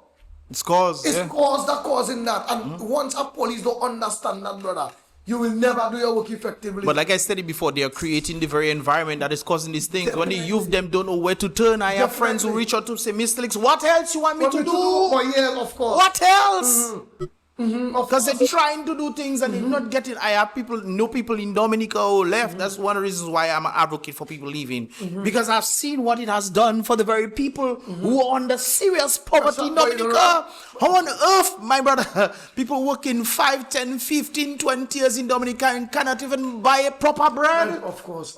When I see people going overseas, one of my friends just got her own house in Atlanta. 3 years. 3 years she's there.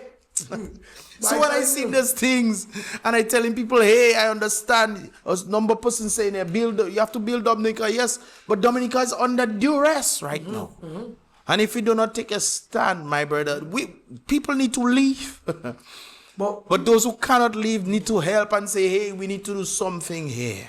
Because all now, not even only the police, you see now, okay, the police now, if certain people, like the churches now, if they so love Dominica too, get young people in your congregation or try to have young people in different places. Talk with them.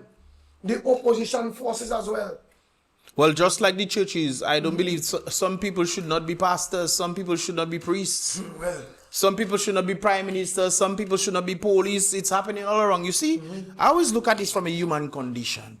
Mankind void of God is just chaos, So even if you see people in...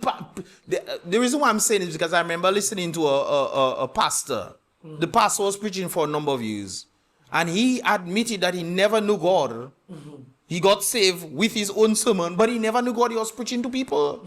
So even if you see certain people who are pastors and you say, how come these people are not talking? Sometimes these people should not be there in the first place. So you do not blame them, so to speak. I think it's a human condition when it comes down to the circumstance right there. Yes, but now, you see, how I look at it where when you're in certain position, you're there to serve as one. Plus, I still like to give people chances. Me. Because a baby will get up for a long beginning. Some people are retarded growth, bro. Even though they're there for a while, they have retarded growth. So now, I check in. You still give them chances for them to get things right. You check. But how much chances do you have to give people to realize? Now, we cannot allow a whole nation to go down the drain like that. But they're not down the drain, bro. But everybody trying to turn when they see problem happening, so they're trying to watch so and say, it don't affect me. So I watching so that's why the nation is not down the drain, bro. Big man, the nation is in the labas that was burning, bro. It finished with the drain. Big man, we are hope. So we always believe in hope. That is true. But unless the people rise up and say we are in labas and we need to come out there, you talk about down the drain, we in labas, bro. But anyways, I don't want to stay too long when it comes down to this circumstance right there. I hope Dominica can be sweet again, you know. Yeah. The people and them don't have to understand. It's the people. Boy, we do enough. It's the people. The other day, I go all about where my father used to work, Captain Bruce, all them places there, brother. Brother, if you see the road, no, big man, I used to go Captain Bruce and then go school. My father is there, my father work and minus. And I check in about how you want development then. How, they say agriculture, where all the money I put in agriculture, I trying to wonder where it going. Where it going? But where it going? Because in Marigot, I don't see it going nowhere. Yeah. I don't see it going nowhere. There is like a fruit basket in Dominica too. It used to be. I don't understand how, where the money going. So you want to tell me it's victimizing a whole village. Yeah. Captain Bruce Road, Valley Road, Maisha Road, all them road, that Coffee Road. Nobody that we can't do them things there. All them things there, when a young man, he can't get a job for government. He goes, say, let me go on the farm. When come he can't get no farm, the access road, all kind of a thing. No market for his produce. What you want him to do? Why you want him? If the police, the head, half town hall meeting, the police supposed to be independent from the government. Yeah. They're no independent from the government. They're supposed to be. All the opposition, right now, Thompson Fontaine, Mr. Fontaine now, he have to know, because the government, the police are doing it, have young people in different places. Have town hall meeting with young people. What is their problem? What is their stress? What causing them to be like that? So we can fix Dominica. Dominica can't remain like that, brother. It can't remain like that. You know, see now the place be, man. The place dead. Dead. I check him, but wait. But what kind of a thing now going on in Dominica now? The place dead. I check him, but better I born before. Or better I never born yet. Because I never know that is the life I would see now. I never know. Big man and Dominica have a high rate of diabetes and pressure. You know why? People don't live. It's pressure that causing them diabetes then. Pressure, brother. I telling you, boy, I don't understand what we doing in Dominica. Dominica can be better than that. It can be better. The Prime Minister need to turn around. Don't be biased, don't be wicked. It that turn around for Prime Minister again, now you just get out. Boy, them evil ways he had. Where you have to go. But them evil ways he had there, you have to know what he see, because I don't understand nothing. I don't understand. And you see me, I try not to be angry. Because you see, when you're angry, it can lead to a lot of things, you know, brother. It can lead to a lot of things. You see, when you have peace within, a lot of people in high places, I realize they don't have peace. That is why. If they had peace, they would do things differently. Yeah. But a lot of people in high places in Dominica, they disturb. You see, they cannot sleep. They can't sleep in the night. They don't live in comfortable. They live in wild. And it's just a matter of time. Because you know, they always say where sometimes you see people in public, like you see some of the celebrities coming in, all the glamour and all those kind of things there. But when they're not in the spotlight, they are miserable. They are, Nah, man. But the Prime Minister, my matter, you talk about your wash or what to the effect or what to do. You can't say that. It's you that causing it. It's you is the one to fix it. You know it's you. Fix it. You need to reinstate me and pay me for the time I out of my home. That's what you need to do. You know it's that you need to do. You're running and playing checkers and chess. Like you don't know it's that you need to do. You know it's that you need to do. You know it's that you need to do. In your conscience, you know. I wonder if the Prime Minister see me on the road, me and him face to face. I wonder why he will tell me what. He will tell you the same thing he telling you before. Eh? Why you can't tell me? He will tell you, man, we need you on January 1st to start back in. He can't say, why offer you work? When he know he never offer me no work. He don't give me no paper. He don't say, well, Vessi, look, I gain you X amount. But when you say he gave me 13,000, he turn around and say, he offer me 13,000. How you can offer me 13,000 for how much years? But he to himself, he don't know better. Eh? He living comfortable in a 64 how much 100 or 64,000 per month. Yeah. And I don't understand that, boy. I don't understand what's going on in Dominican. I try to understand it. I don't understand what a young man like VESCOT, what threat a young man like VESCOT can have on a Prime Minister. Eh? What threat I can have? Meaning, big man, my little dollar I making to feed me and my family can't compare to your money. You understand me? My little money can't compare to your money. So why you want to stop my little money from me feeding my family? I don't understand. But it's evil heart you have. You want to make sure, but my mother dead in the process. You don't looking to fix nothing, but you have to fix that, brother. You have to fix that. And you playing hard and playing like you so in front of the camera. But I know deep down in your heart it's troubling you. I know it's troubling you. You can tell me why you're on. I know it's troubling you because I see your conscience and I see your heart. Inside of my house, I see the Prime Minister's heart. When I talk to him, I see his heart. So follow your heart and your conscience and fix the matter there. Really? I don't want to have to do nothing where I call out people. I don't want to have to do nothing I feel that is wrong. I don't want to have to do nothing. I don't have to demonstrate to get justice. So now it come demonstrate to get justice now then. So it be. When I come out, the last time I come out on Q95, and I have my placard that I think, and I come at my home, the church, some pastors reach out to me.